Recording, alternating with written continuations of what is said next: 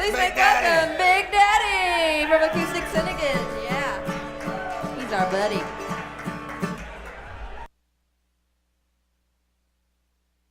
You are listening to WOOP-LP, Cleveland, Tennessee. WOOP FM is a broadcasting service of the Traditional Music Resource Center, and we play America's original music.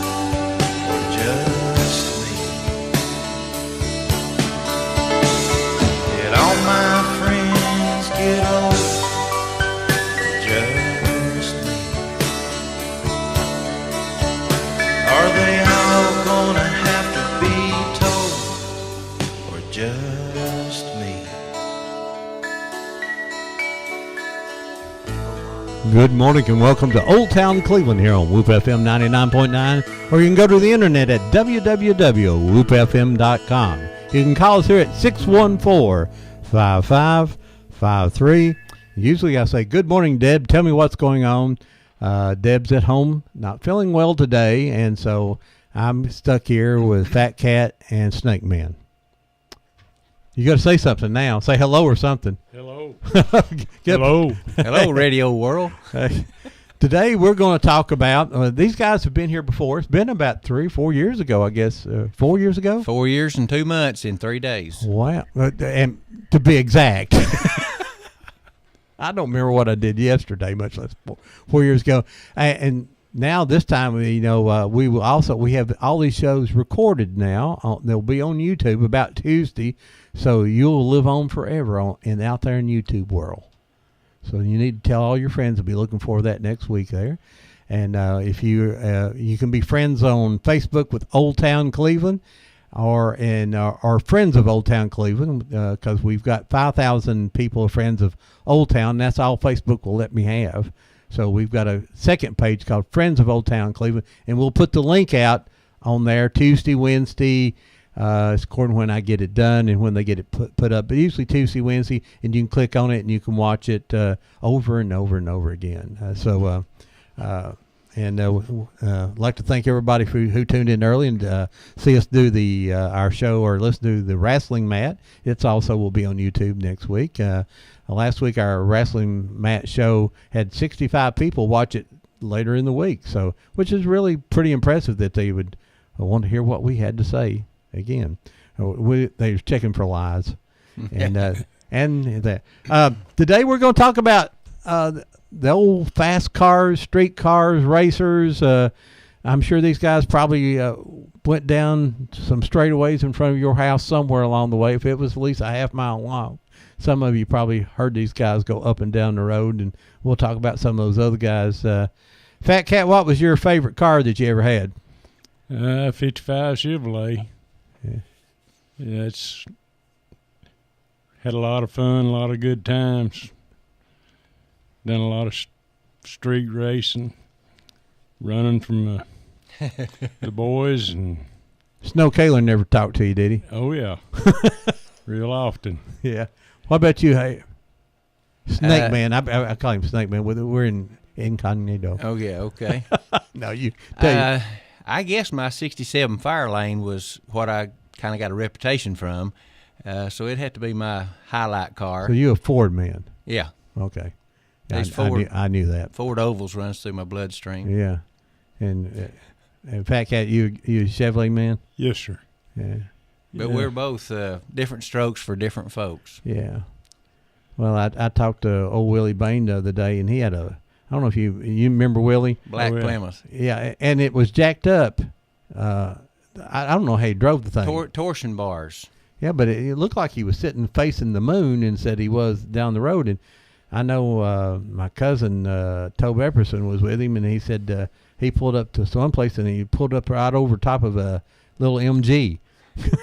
And the light changed and the MG come out from the next car. That's just, of course, if you can't believe anything Willie Bain says. So, who did you race against? Just whoever showed up. Well, who did you beat? Just whoever showed up. I thought was going to be the answer. No, I mean I'd get beat, but I'd win some races too. We just had a race. Well, it wasn't nothing to go to town in a week's time, have 3 or 4 races. But it's a different world out there now. Oh gosh, yeah. You don't do as much. You just don't see it. And of course, I don't think these new cars are. I guess there's some muscle cars out there somewhere, but you just don't see them like you used to.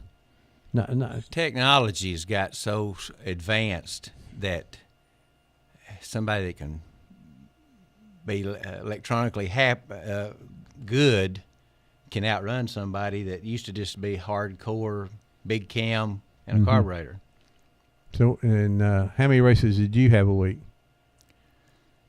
In 1970, I raced that fire lane on the street. I had a purpose, and that was to street race. Uh-huh. And I don't know how many for sure that I actually raced that year, but I know one night I raced about 4 guys at Valley View.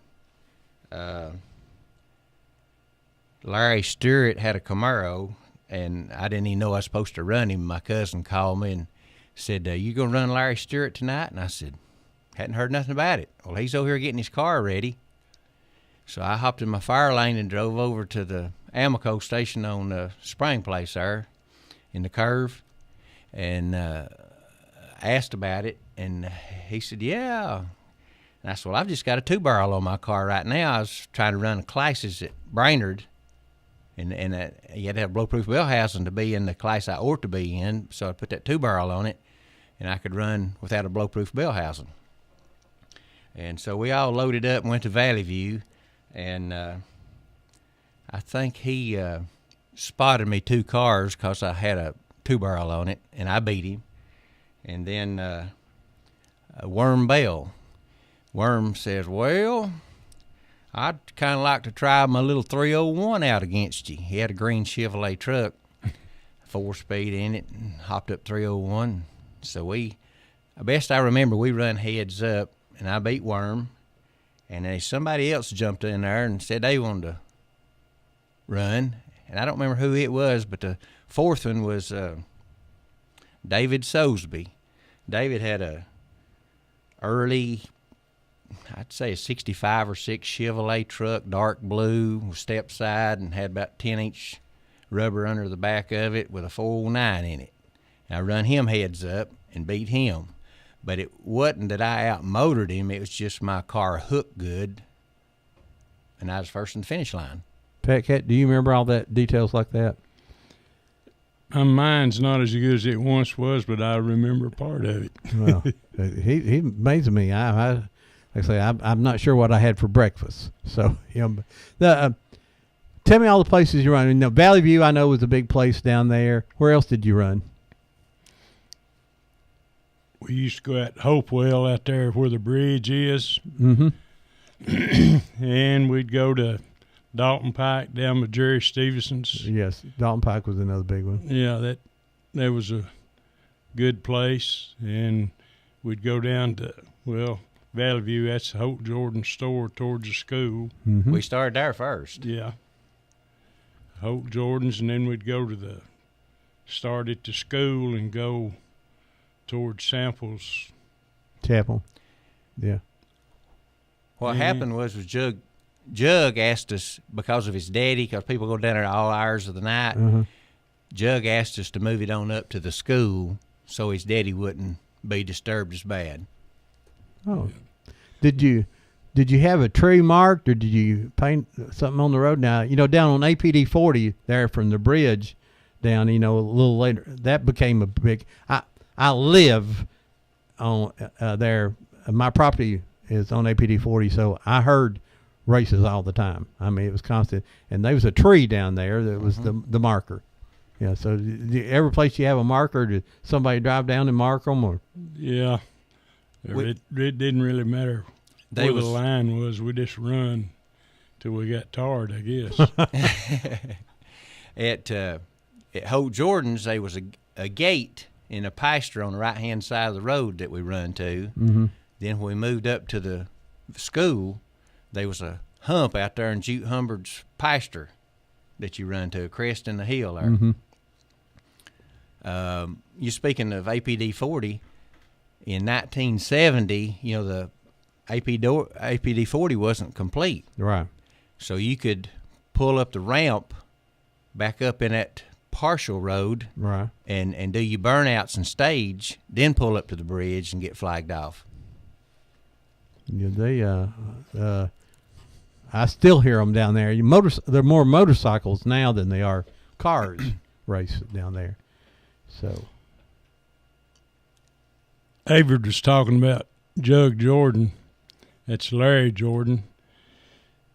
He had this. You'd enjoy this more so if you'd have been there. He was racing. Boy, down there one night, he had a brown 65 Chevelle, and the other boy had a blue 66 Chevelle. And they started there at Holt's store, and it was on Sunday night, and there was a gentleman pulled up behind us, and I was doing the flagging, and Larry was sitting there ribbing his motor up, and he had backed up and pulled up and back up and getting ready to take off, and Malin Fowler pulled up behind him. He's coming home from church. So we decided it's time to go, and I flagged him off, and Larry had forgot to take it out of reverse and run plumb over the front of that 65 Impala convertible, knocked the headlights out. Malin Fowler got out, and he was very, very upset. But that was, you just really had to be there to see how it all happened. I can where it picture was that. some fun. Yeah, it funny today at that moment. It was one of those moments in life. So now, who was the policeman that chased you? And did they come and bother you a lot, or it seemed like it was everybody was a little more acceptable back in those days, or do you think they were? Well, we just had about 15 county cops at that time, counting all the shifts, Yes. not 300 and something. And at that time, when you're talking about 60s, and they was only they worked 6 days a week, 12-hour shifts, and they may be 3 or 4 people on the road in the county at all time. And the county was bigger then because the city hadn't moved out, so you didn't have a lot of county policemen out at all. No, and they wasn't really all that rough on us. Now, sometimes they would get upset, but it wasn't all that State much problem. The state get after you more? State would come get after us sometimes. Now, was it 1965, I believe it was, out at the bridge on Highway 60. Hopewell. They was David Hamilton and what was the boy with the 55 Chevrolet that run out of gas running from him? Was it Eddie Robinson or Gene Robinson? Gene, yeah. Gene Robinson. Yes, Gene Robinson had a 55 Chevrolet, and David Hamilton had a brand new 65 Plymouth Sport Fury. And they was lined up to race, and this is one time I wasn't there, though. I was sick, and I was glad I was because the state come in on them. But there's people jumping off in Candy's Creek and running down through cow pastures and through barbed wire fences. But the state come in on them. They got David on the starting line, and Gene run from them. And the other state trooper took off after him and went quite a few miles, and he run out of gas. And so they got him. And later, I think Benny McClurry bought that 55 Chevrolet. Yeah, I believe it was a boy by the name of Pat built the car, and I can't think of his last name. Yeah, I still those 55 Chevrolets and 56. That's just still the classic car for me. I think that's when I lived by the Cleveland Speedway growing up, and so back when the Freddie Fryers were there and they run those 55 Chevrolets and 56. I still think that was dirt track racing today. Those wedge cars today, just to me go, that's not even a car. And it's like NASCAR. There's not cars anymore. That's some kind of, I don't know how they call them a Ford and a Chevrolet. They all look alike to me, except for the emblem on the front. But those days when the 55 Chevrolet, it was just a distinct car, and liked it. And now my cousins were Ford people. My uncle, Eddie Epperson, and then Tobe and Bruce, they were Ford guys. And Tobe's daddy has got some nice cars. Yes, he sitting down does. there in his garage. Got a real stable full, ain't he? Uncle Eddie's still doing very well, and he used to come out to some of the car shows, but I think Eddie's 89 now, I believe he is, or 88, 89, and I don't think he gets out quite as much as it, but he still drives. And then he did like old Cadillacs too, but he did, and he's the Fords. Well, those 63, 64. 63 and 4, and I don't know how many he's got, but I believe he's one in every stall of his garage, I Oh, believe. there is. Yeah, there is. Yeah. Gary over there says he's 4. He was always a Ford man. I grew up, where Eddie lives there, right on the corner over there. There's a little tan house. I lived in it right catty corner from Stacy's. So while you guys were over there, I was the little kid over there who Stacy would make me go sweep the floors and things. So I watched you plan a lot of those races over there. I didn't know what you were doing back then, but I'm not little anymore. You wouldn't recognize me. I didn't look like this then. I was 6 years old or something like that but. Stacy was an asset to us, to the street racers, because he had a place we could hang out. Just fun to be there. We patronized him. I even stopped by there at night after coming in from Chattanooga and buy a Yahoo out of his drink box because it's the coldest drinks in town. Oh, yeah. Like I say, I spent many day over there, and like I say, watch you guys coming in and out all the time. Got some old pictures of the old station there, and Miss Stacy. Stacy is one of those jewels, and worked on my car even after I got older. When he ran the little garage down on Central, that's who fixed my cars for me for years. Stacy had a lot of fast cars in his time.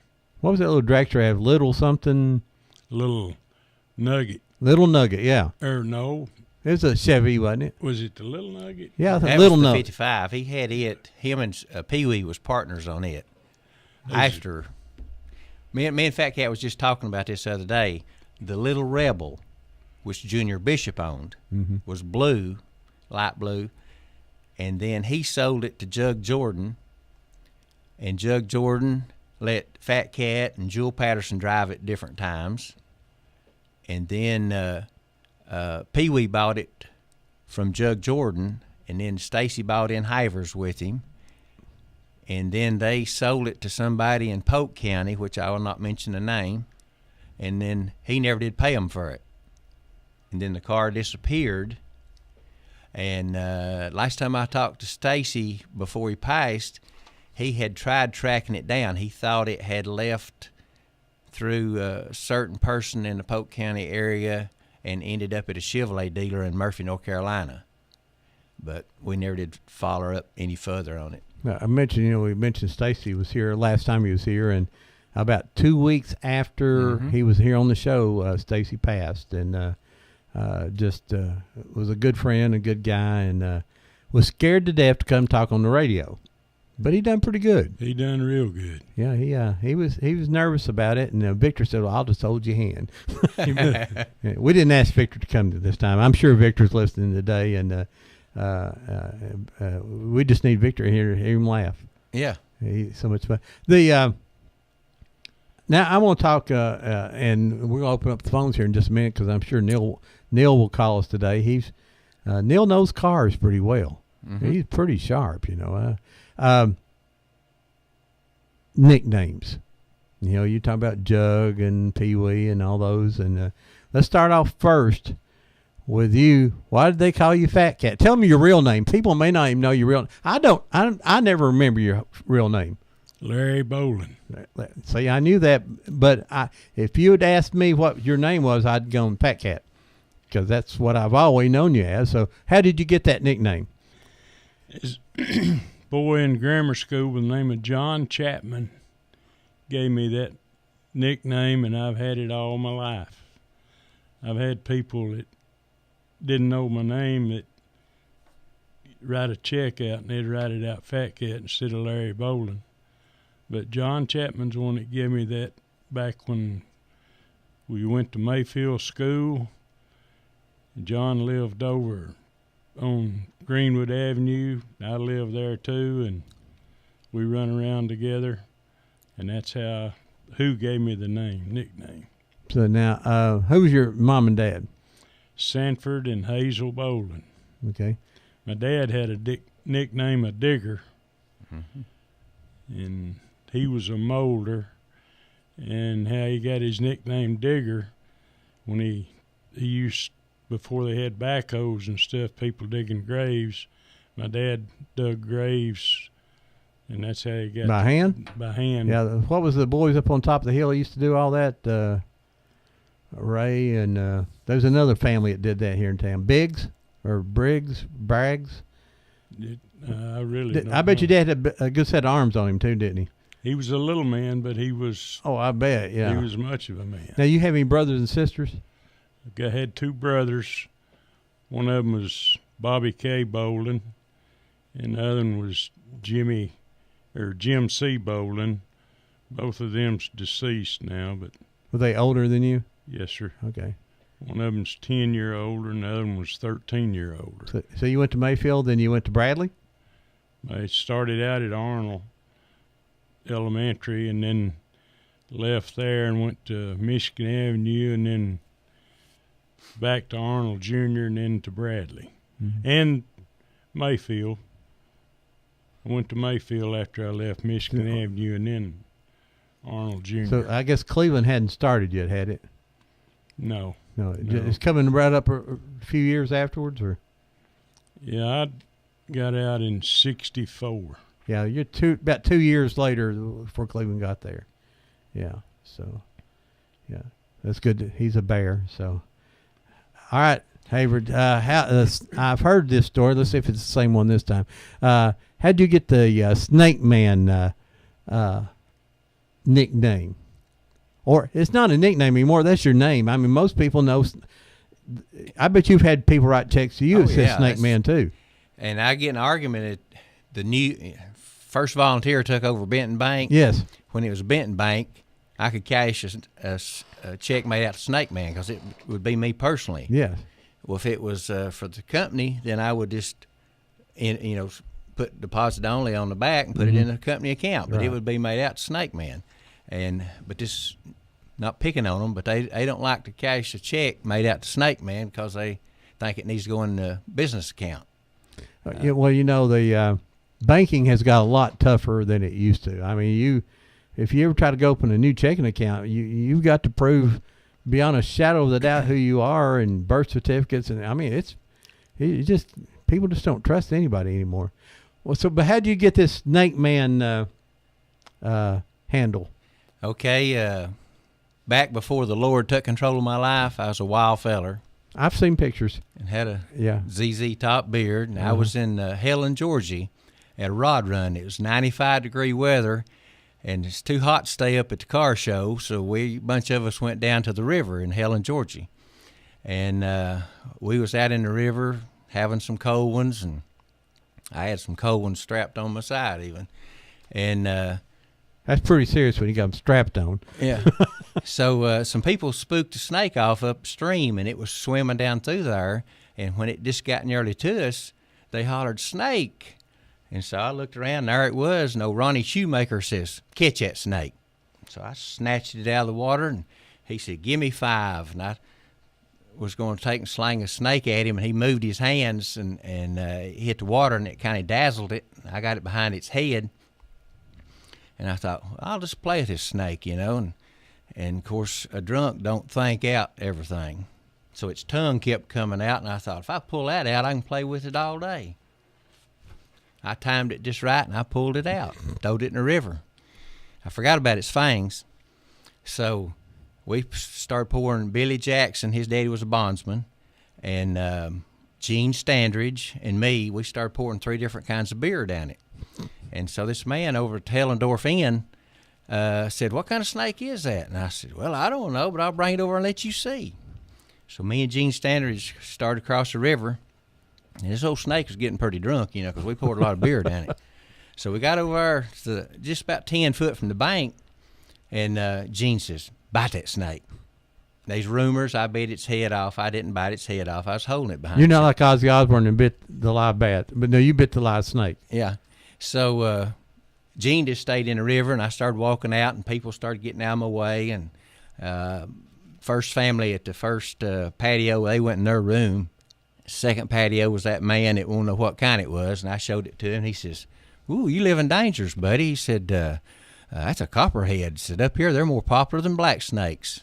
And of course, I was 10 foot tall, so I said, "Ah, rah, rah, rah, rah." So I walked on by, and this other family was at another patio, and they just sat there. I turned to go through the breezeway, and there's 3 big black women in there with these here carts and soap and towels. And when they seen that snake, there's towels and soap went everywhere. I was going to help them pick it up. Nosa, you gets out of here. So I went on, and I stepped off on that blacktop parking lot, and it was 100 and something degrees, and I was barefooted. So I walked fast and got to the concrete sidewalk, and it was cooler. I started uptown. They had an outside pub, and I was still carrying my snake, and I got across the river bridge, and I thought, well, that's tying up too many hands here. So I just stuck it down in my britches and let the main part of the body just hang out, and started walking up through town. People's elbowing and pointing and looking, and my buddies got me up there next to the pub and said, "Come on back down to the river. We don't want to have to get you out of jail." I said, "All right." So we go back down there, and we posed in the city parking lot with that snake and our 3 different kinds of beer, and Shoemaker's wife took a picture. So I got pictures to prove it. This ain't just a tale. All right. So we go back down to the river, and I went ahead and just throwed it back in the river because it's done about passed out on me. And 2 weeks later, I was in Winston-Salem, North Carolina, and I seen this woman punching her husband with her elbow and pointing at me. So I went over and I said, "You got a problem?" And she said, "Was you in a river over in Helen, Georgia a couple weeks ago?" And I said, "Sure." She said, "So I told you a snake man. I told you a snake man." Well, I never had a nickname in all my life. And I thought, Snake Man. Yeah, I'll be Snake Man. So I walked on down through there, and I become Snake Man. But a lot of people think it's because of the Cobra Mustangs and all that. But Well, did you bite the snake? yeah. How did it taste? Or do you remember? The taste wasn't so bad. You know, they got a little stinking smell. Uh-huh. The odor was worse than the taste. So, you know what? You're probably lucky that you didn't get bit. You know. Yeah. Wow, that's I will tell you, interesting sidebar that copperheads are on a comeback, particularly in Georgia through this area because the black snakes. There are fewer black snakes, and the black snakes eat the copperheads. And for some reason, the black snakes have went downhill because there wasn't as many snakes to eat. Now the copperheads are coming back, so look out for more copperheads. So if you, you said if this is before you found the Lord. I mean, apparently you had a lot of work to do. Mm-hmm. It was definitely a test case there. Yeah. So you just start everybody called you Snake Man, and of course your little company's out there. It's called Snake Man Enterprises. Mm-hmm. And tell them what you do there real quick. I sell speed parts, do a little bit of machine work, and build lots of carburetors. Yeah, and you've done that for how many years now? I've been in that one location opened officially since '81. I moved out there in November of '78. Yeah. So now, where did you go to school? Went to Taylor's Tech. Taylor's Tech. Yeah, out there on Bates Pike. Uh-huh. I didn't know it's called Taylor's Tech. Yeah. Across the Water Level Highway, they had the University of Trevina. Oh, okay. All right. I know where University of Trevina is. They closed that one down, though. Yeah. So then where else did you go? I went to Bradley all 4 years. Mm-hmm. Got to go with Fat Cat. And he graduated in '64, and I graduated in '66. And I thought the reason they called him Fat Cat was when he come to school, he had the whitest white shirts. He had blue jeans with every crease pressed. I mean, not a hair out of place. sort of flat top on the top, but it swooped on the sides. And I thought that's the reason they called him Fat Cat, because he looked like a real cat. Well, yeah. Who was the principal then? Bill Schultz. Schultz. Miss Clemmer, I run the show, though. Yeah, I was there. Miss Clemmer left my sophomore year. I started in '68, and but Mr. Schultz didn't let you have hair like we have today. I mean, your hair, you couldn't have had that beard when you was at Bradley. He made you shave and keep hair off your ears, and you had to be. Yeah. So I guess you guys still come out more, had that still more of that 50s feel to you than you did the long hair thing. Would you think that's right? I can't remember nobody having long hair back in our day. I really can't. Well, about '68 when I started, we couldn't have it at Bradley. It was still against the rules, but we actually had a guy come in and got thrown out of school because he wouldn't cut his hair, and it was a lawsuit to the county, and the county won. But boy, now today is you definitely violate their rights. Things have changed just a little bit. When I went to high school, I had a flat top with flipped up in the front. I used that Butch hair care. Mm-hmm. Yeah, I guess then you was there with Andy Ballinger, and then of course my cousin Bruce Epperson, and Larry Link. Yeah, that was an interesting group. And Terry Harmon, we just lost him the other day. Yeah, sure did. Terry just passed on. It's a guy that had forgot about that thing. Let's open up the phones here and see if anybody wants to talk to us today. I'm sure there's always somebody. When this light flashes, we don't let it ring anymore, but we see it light flash, there's someone on the phone. Who was the policeman that now Snow Kaler gets you if you come through town, wouldn't he? Yeah.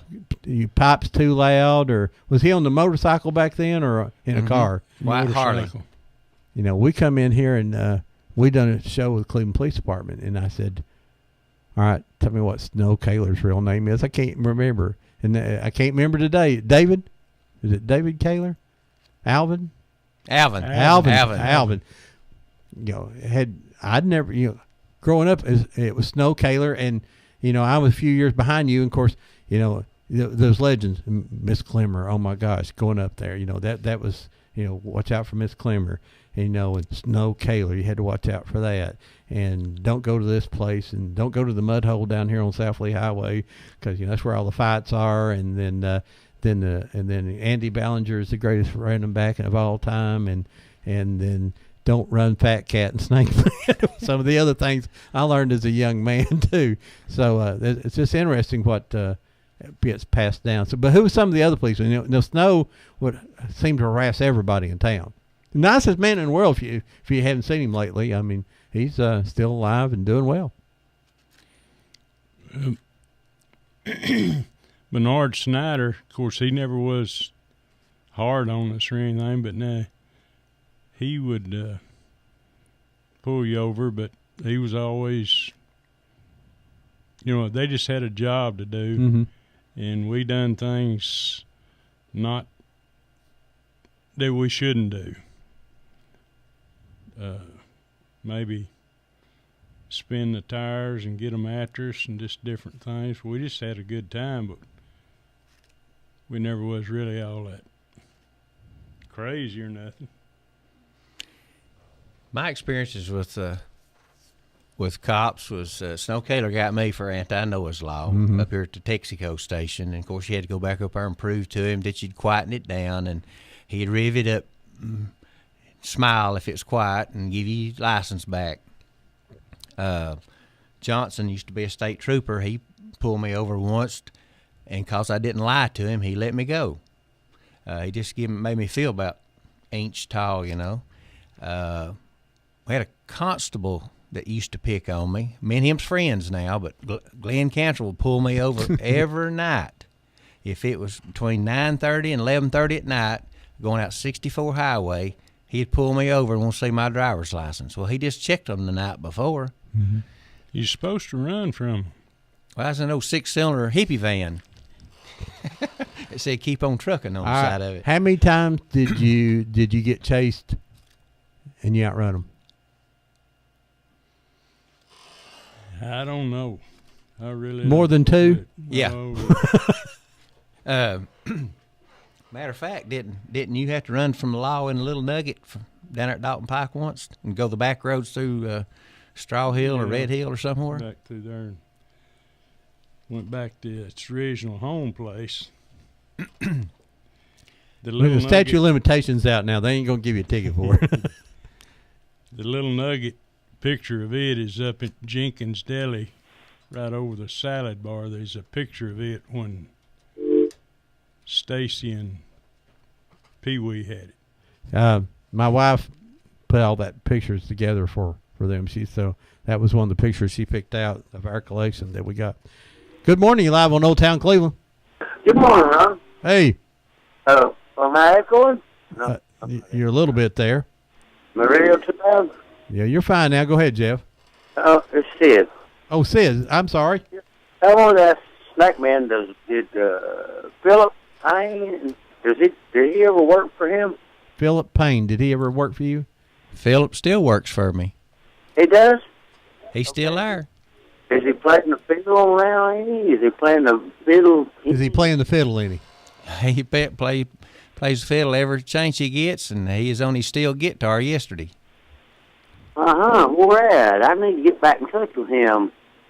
This is, you don't know me, but my real name, I don't care if you wouldn't tell it, is Sidney Maddox, but they call me, I took that nickname back to Sid Vicious. Bro said he nicknamed me that, but did Lonnie Johnson ever work for you? Lonnie Johnson? Uh-huh. Yeah. Yeah, he went to Oolawall or somewhere, and he's back over at Catnapper now. But anyway, what I wanted to ask you is, Philip still worked for me. Philip, when Philip started taking lessons from Roy Lefford, we started picking around a little bit together, and hadn't had a chance to go by there and see him. Does he still live in the same place on Cedar Springs Church Road? He sure is, 427 Cedar Springs Church Road. Yeah, well, we went out there and he let us meddle the cake around the old house place, me and my son and everything. We said you just need to pack up your banjo and head out there and see him. Yeah, I just do. Does he likes to play a little gospel too? I mean, I'm kind of into that. He played some back around Christmas time there. But he plays. Where does he play at now?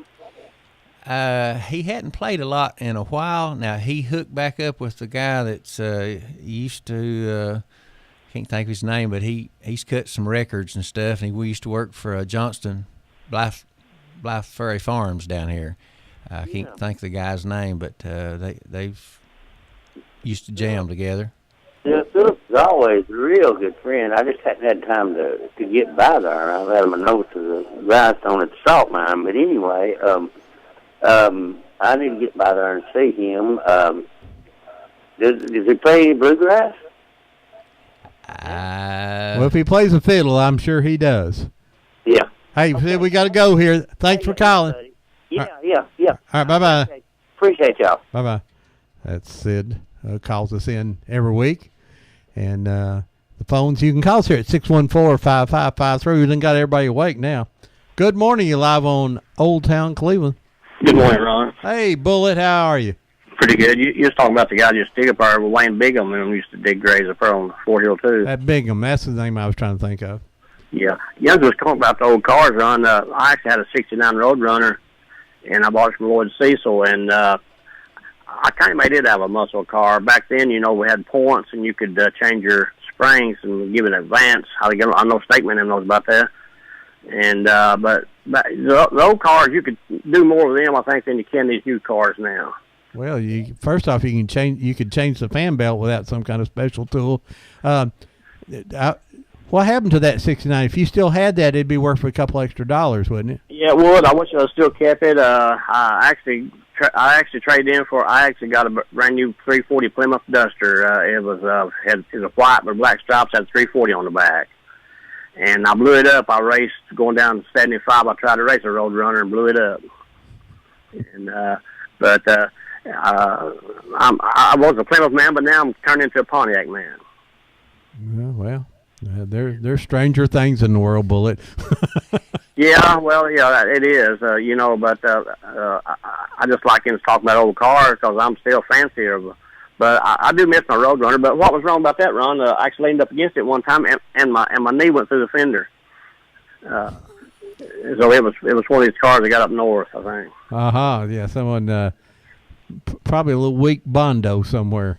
Yeah, well, it had a good motor and everything else in it, but the cars were metal back then, weren't they? Pardon? The cars were pretty much metal back then. They wasn't this plastic stuff we get today. Well, yeah, they was mostly metal, but cars you used to get up north, termites I got a hold of them, and like termites. Well, I call it termites. Okay. All right, appreciate you. All right, bye, Bullet. Yeah, if he had termites, it was a bad situation, wasn't it?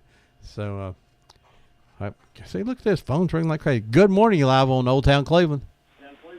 I ain't heard nobody talk about Super Chicken. Super Chicken? Tell me about Super Chicken. Oh, Wade Good. You guys ever race Wade Good? Yeah, I remember Mr. Good. Super Chicken. He was bad car. It was. I growed up. I used to go up there as a kid, and they used to lay $100 bill on the dash, and if you could get it before you hit third gear, it's yours. Nobody never got that $100 bill. Now, wait a minute. You ain't growed up yet. Well, I'm pretty much there. But that was a long time ago when he had the American station up there above Pilot. Water Level Amoco. Yep. Orange 57 Chevrolet. Yep. You don't remember who won between him and Gary Thompson, Hub Thompson, do you, back when they run on Dalton Pike?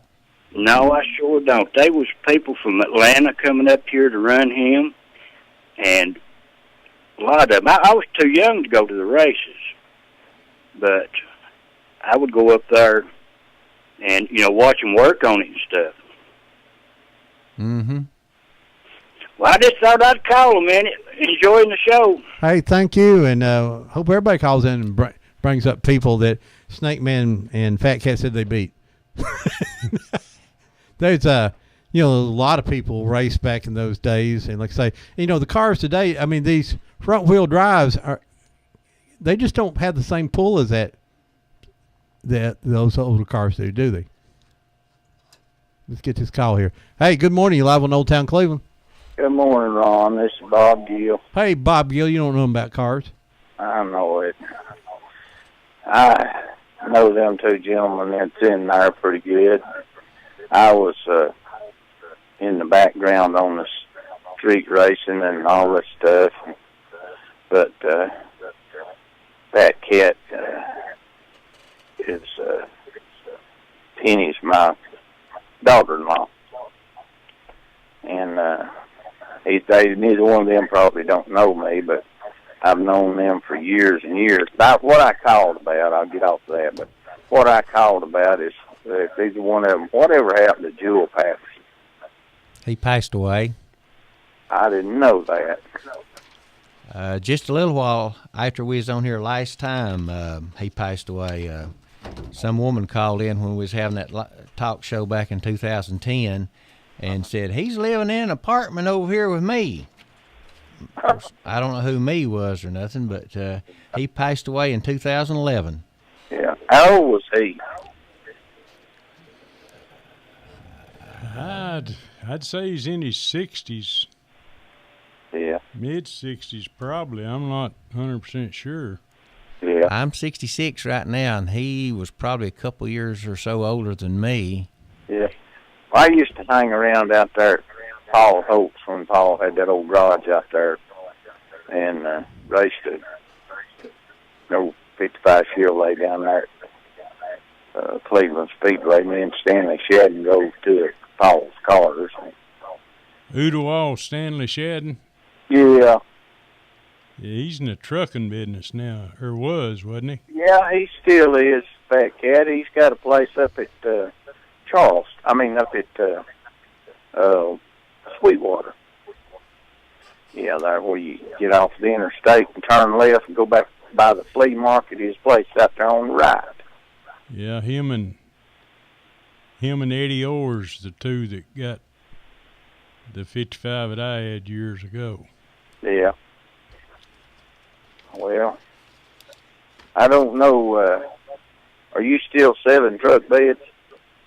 Yeah.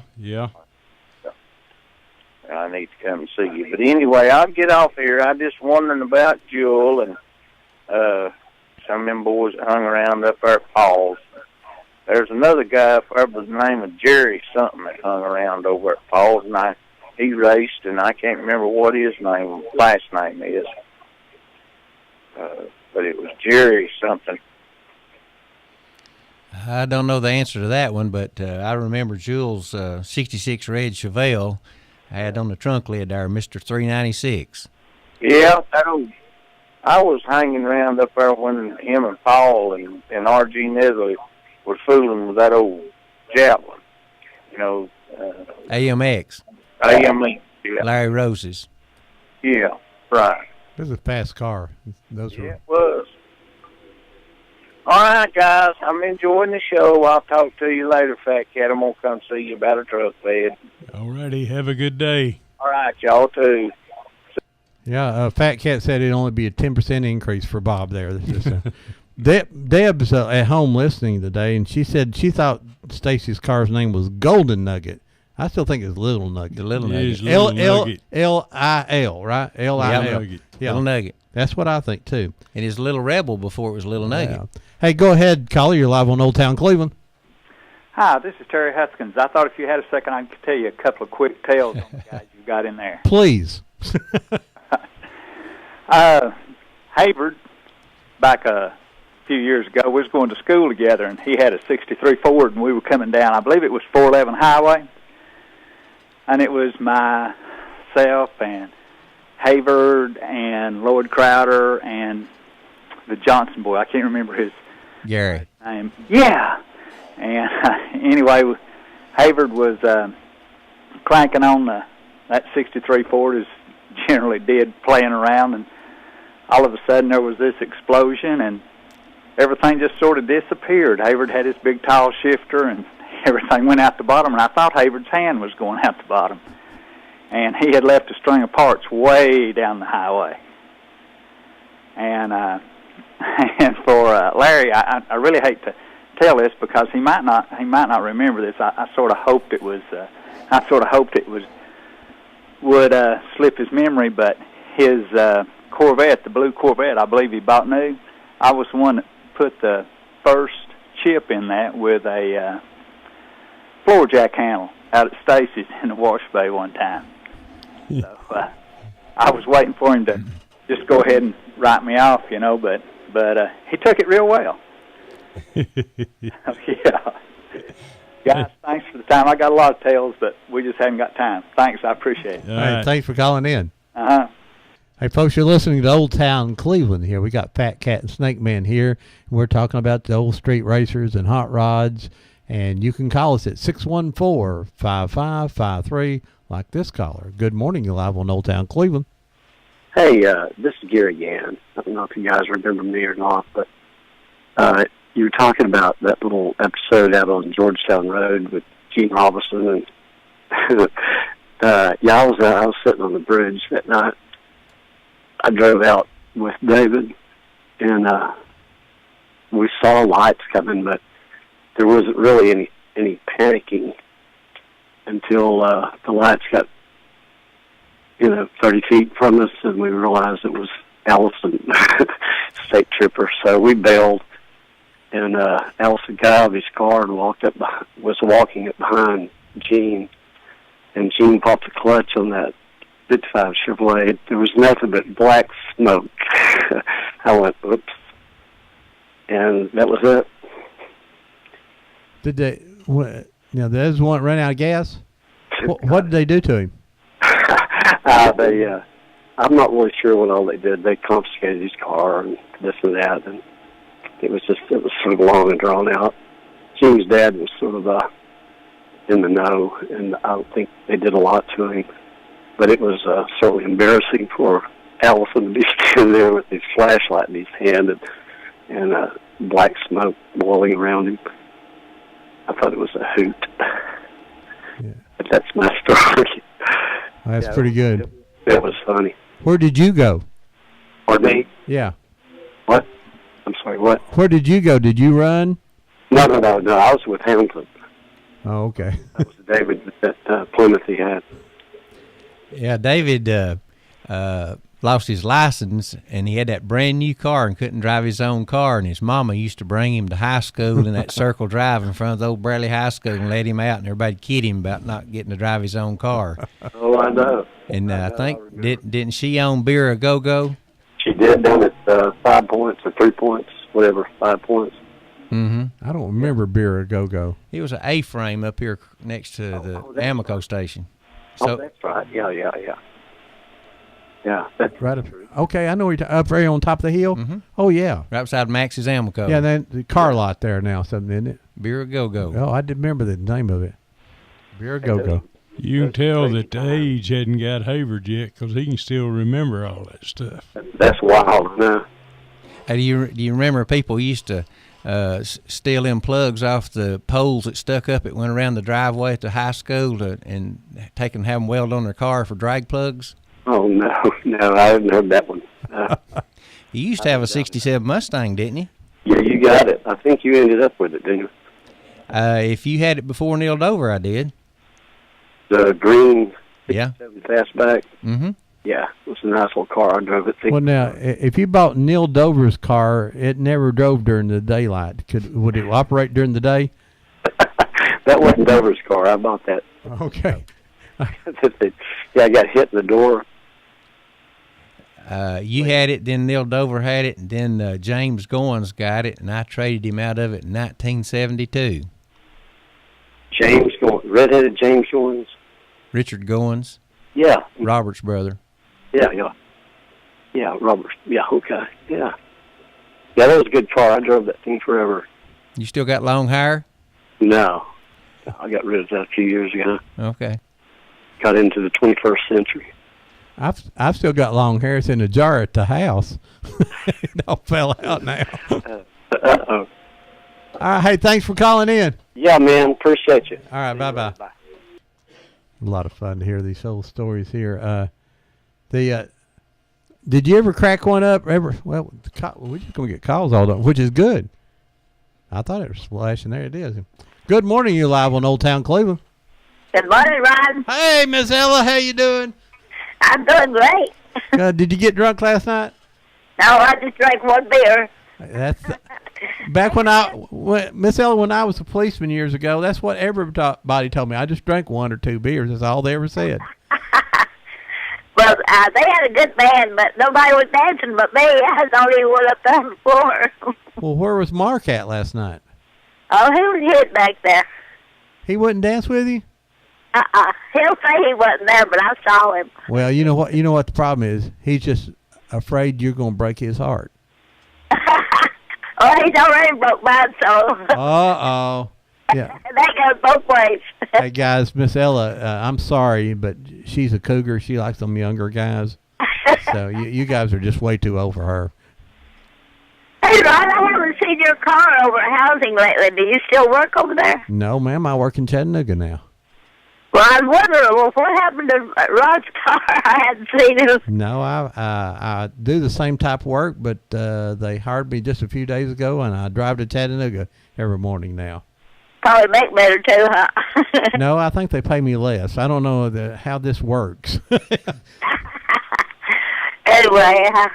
I just thought I'd call in. I'm going to stop this working stuff. I've done it before, and I just don't like it anymore.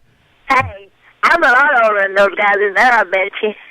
Let's see. Hayward, 66. Fat Cat, how old are you? 70? 70? She's got you beat. Yeah. You're way too old for her. I'll be 77. I mean, if you're over 50, she's not interested. All right, Miss Ella, you have a good day. Okay, bye. Bye-bye. She's always happy, isn't she? Mm-hmm. If she quit getting drunk on Friday nights, it'd be a lot better. When you're that old, can't get drunk ever. So I don't get drunk, just drink wine. Look at this. Good morning, you're live on Old Town Cleveland. Good morning. Good morning. Mark Clayton here. Hey, Mark. Mark. What? Merk. Okay, excuse me, Merk. Go ahead. What do you say over there, heroes? Just glad to hear from you there, Merk, the jerk. Yeah, you and the fat cat there. When I grow up, I want to be just like you. You don't want to grow up as big as we are, though, or big as I am. Well, I'm almost as big as you are, fat cat. I ain't hardly as tall as you are, but the diameter probably about the same. Come on. No, I just thank the world of you two guys, and just been sitting here for the last few minutes listening to your stories, and it's just a thrill to be able to say I know you guys, and I appreciate you. Do you know any good stories on these two guys? Remember, this is a family show now. Well, there's probably a few I can't tell, but one I can tell on Fat Cat. He helped me out one day. Me and my dad, back when he was alive, we used to fool with cows a little bit, and Fat Cat come over there. He was going to haul this cow for me down to feller's house and get her fixed up, so she could have a calf. And he come over there, and he had one of them shocking poles. I don't know what you call them things. What is that thing? Hot stick. Yeah. He kept on poking that poor old cow because she wouldn't get up in that trailer, and I just come a little bit thinking we was going to have to fire up the barbecue grill because I thought he was going to kill her. And that old cow, she's just stubborn. She didn't want to get in that trailer. But he really done me a favor. My dad, he really liked to fool with them old cows, and he really done me a big favor by doing that because couldn't find anybody else to holler. And you remember that story, Fat Cat? Well, yes, I remember a little bit of it, but there's been so many, my mind don't work like it once did. I live over on Blackburn Road, and I was a city farmer. I don't have any cows now, but I just had that one at the time, and you come over there and took her down there to Spring Place Road, down there to Hayden Lacey's place. Oh, yeah. You remember that? Yeah, Mr. Lacey was a good fella. Yeah, he was. Fine feller. Well, I can't think of anything really on my other hero there that I could tell you, but I know there's a lot of stories out there, and he's really a great guy, and got a lot of history there, and it's always a privilege to listen to you guys talk. Hey, thanks for calling in. All right, man. Y'all have a good day. You do the same. Doing this show we're nearly going on 6 years here now doing this show. One of the things that I find is that, and we try to tell them little things that happen, favors you've done, or somebody worked in a store. This is important to you. That's why everything that we do in our life becomes history, and it should be written down. Because, like I say, he remembers you not for racing, for helping his daddy out. So, that's a great thing to remember. We got another call here. Good morning. You live in Old Town Cleveland. I lost you. They'll call back. All right. So, 614-5553. This is Old Town Cleveland. We got Fat Cat and Snake Man in here. And they've got the phones lit up. This is good. It means people want to talk about you. Go ahead. You're live on Old Town Cleveland. I've been trying forever to get through to y'all. Well, it's been busy this morning. Yeah. Who we got on the phone? This is Bob Lee from over here at Ocoee. All right, Bob, go ahead. And you want to talk about these two guys? We're talking about this drag racing. I'm Snake Man there's third cousin. Hello? Hey, go ahead, we're listening. Okay. I thought it went dead. No, we're listening to you. All right. I had in 1959, I think I got a 55 Buick Century coupe that no stock car ever beat it, dragging. There's one vehicle beat me. It was a 46 Ford with a Buick engine in it. I beat him out of the hole. When he got second gear, he passed me. The closest car I'd ever run to me was a 56 Plymouth straight shift.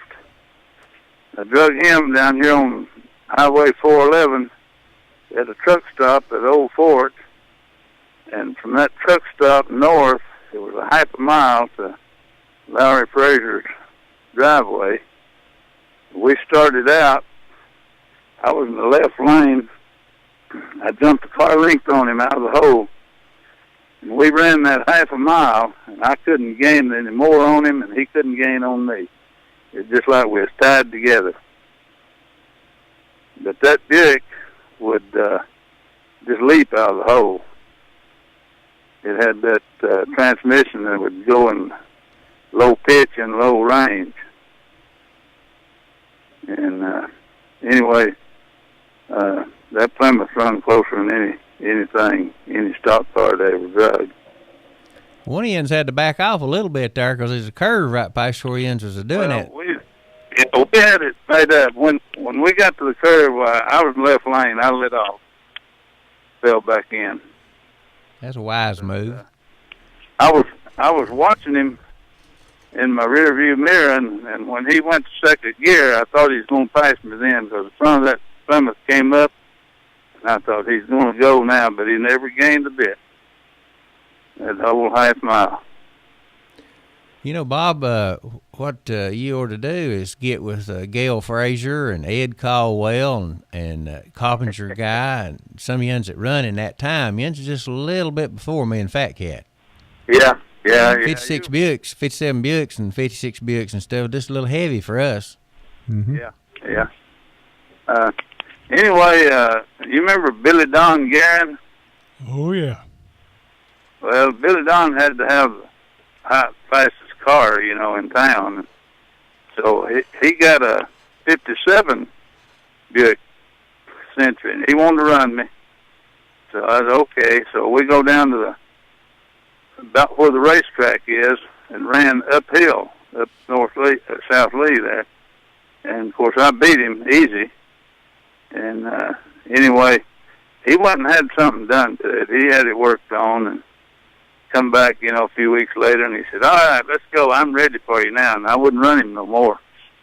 I don't know what he had done to it. If he'd worked on that transmission, because he had more horsepower, if his transmission would have worked like that 55 did, why he could have beat me. But I wouldn't run him anymore. And I bought a new 63 Buick Skylark. And it had a 215 cubic inch V8, and it developed 200 horsepower at 5,200 RPMs. And to be able to drag, I went to Brainerd and Calhoun, Georgia. I got the trophy at both places. They run me against Chevrolet 283s and then Ford Sprint, I guess 260. Anyway, they had the 4-speed straight shift.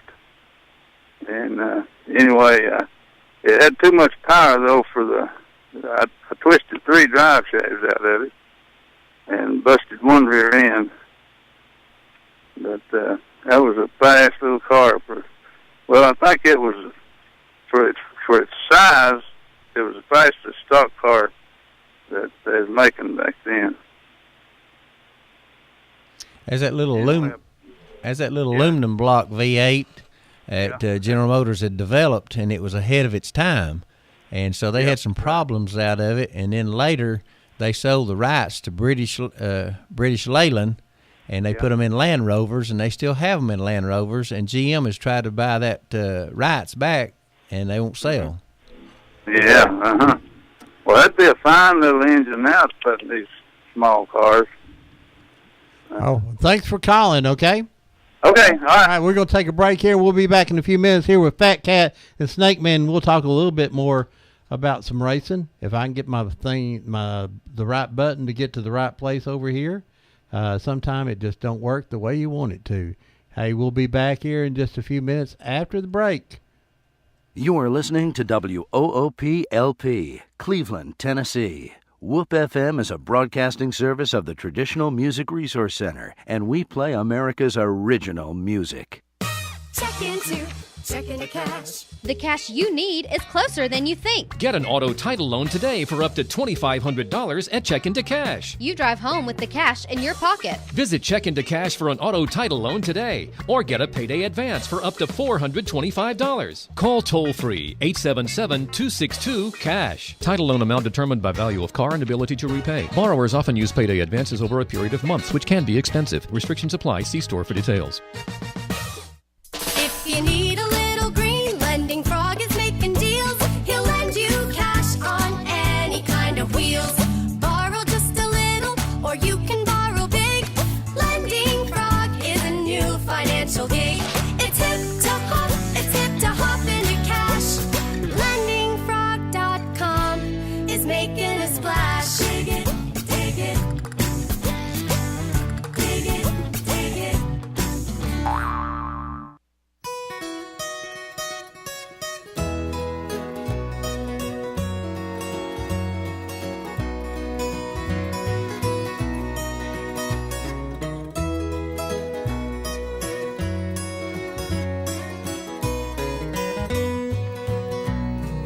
All of my friends that I loved yesterday have gone. They have gone home. Gone home. They have gone home. The songbirds are singing, the dells seem to say have gone home. They have gone home. Gone. They have gone home. They've joined the heavenly fold. They're walking the streets of pure gold. They left one by one as the work here was done. Gone home. They have gone home. Gone home. They have gone home.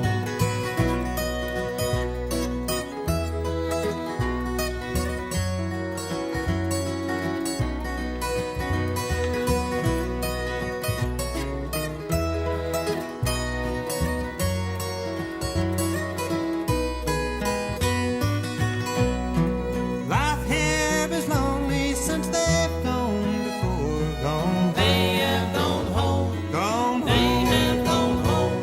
The old weeping willow that stands by the door sadly sighs. They have gone home. Gone home. They have gone home.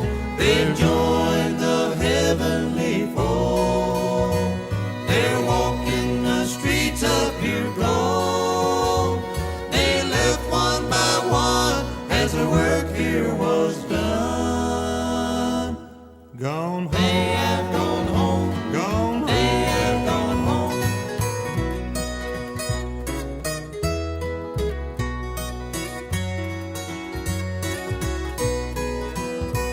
They've joined the heavenly fold. They're walking the streets of pure gold. They left one by one as their work here was done. Gone home. They have gone home. Gone home. They have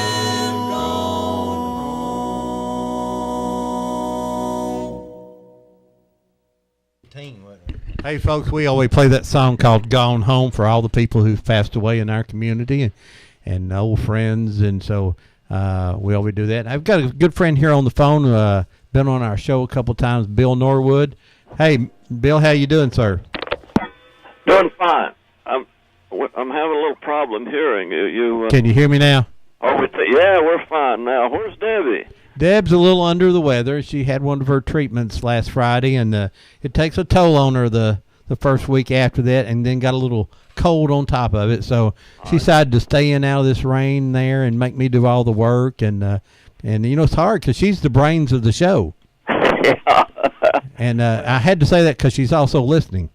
Give her our regards. Well, Bill, tell us what's going on there.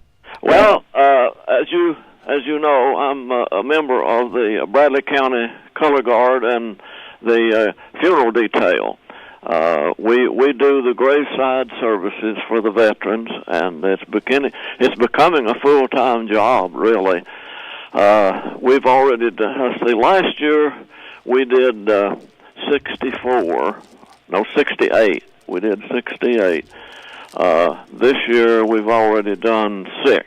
Mm-hmm. So it's getting off to a bad start here. But anyway, this service is all volunteer.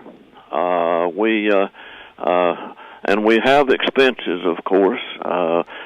Mainly the van that we use. We have our own van. We have expenses there with the maintenance, the gas, insurance, and what have you.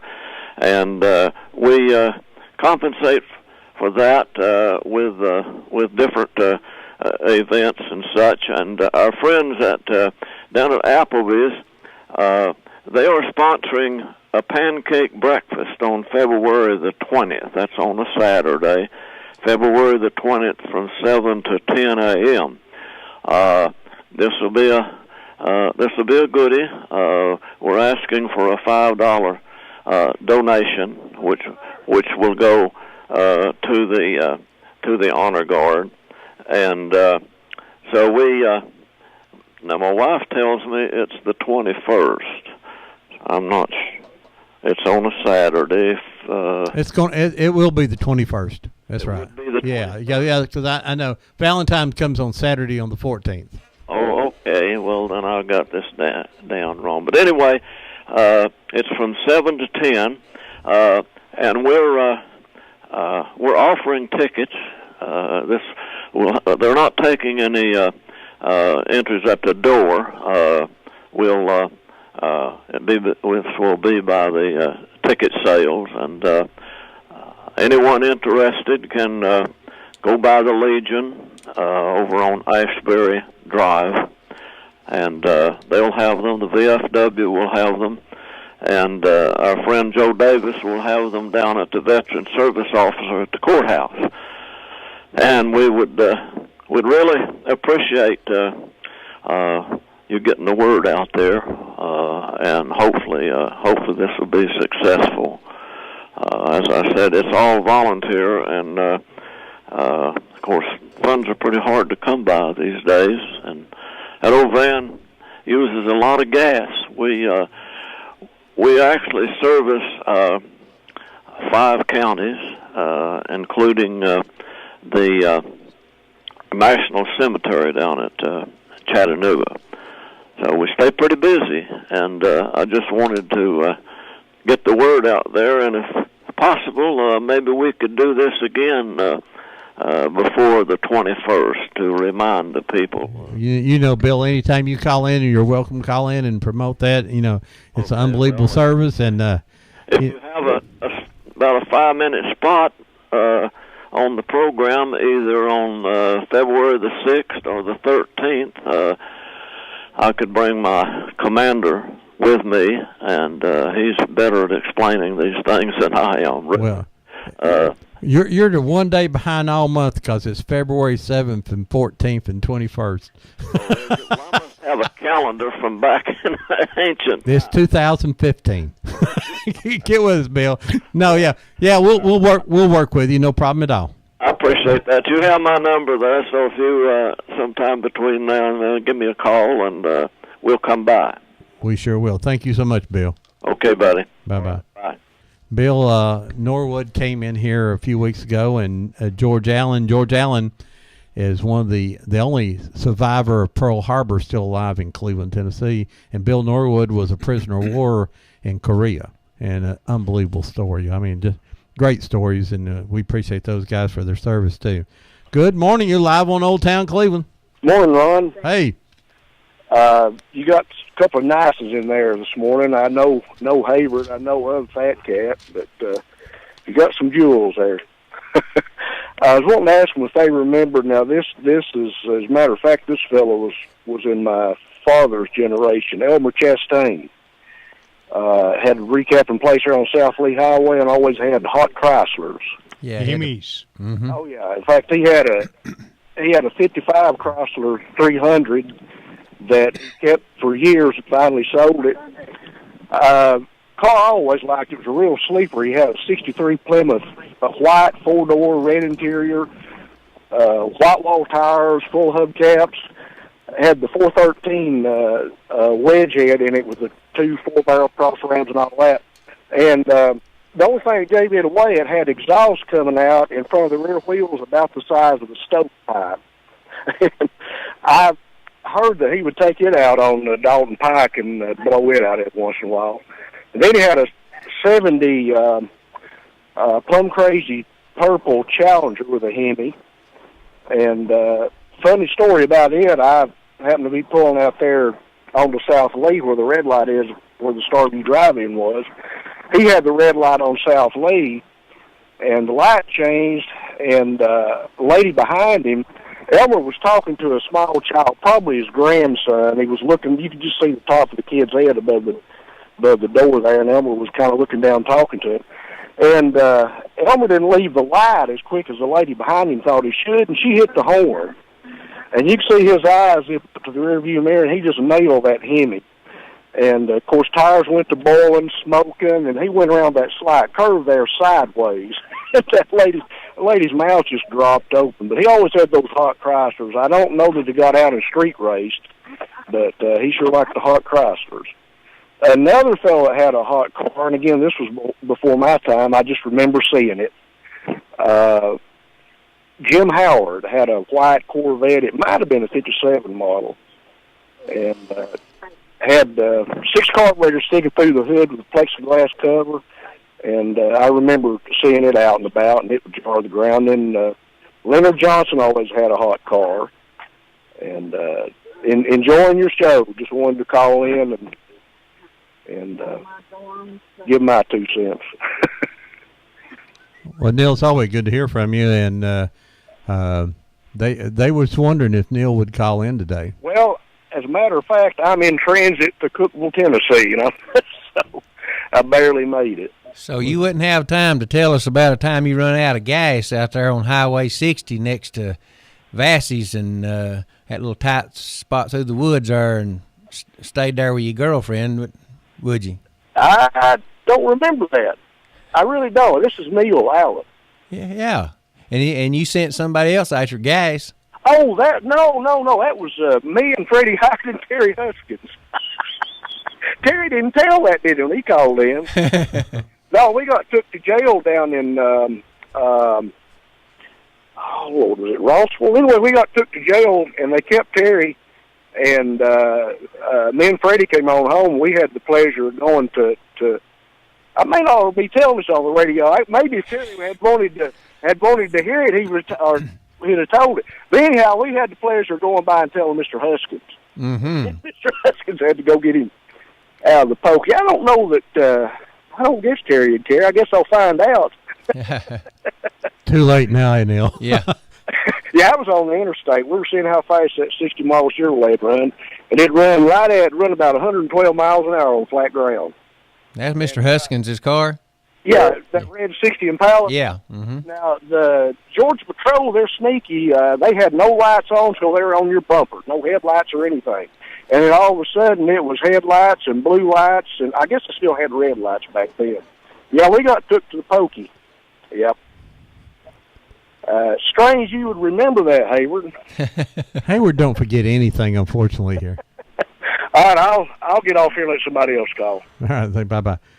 That's why we're having so many people listen today, is because they're afraid Hayward in his memory is going to call in. You talked about Bernard Snyder the other day.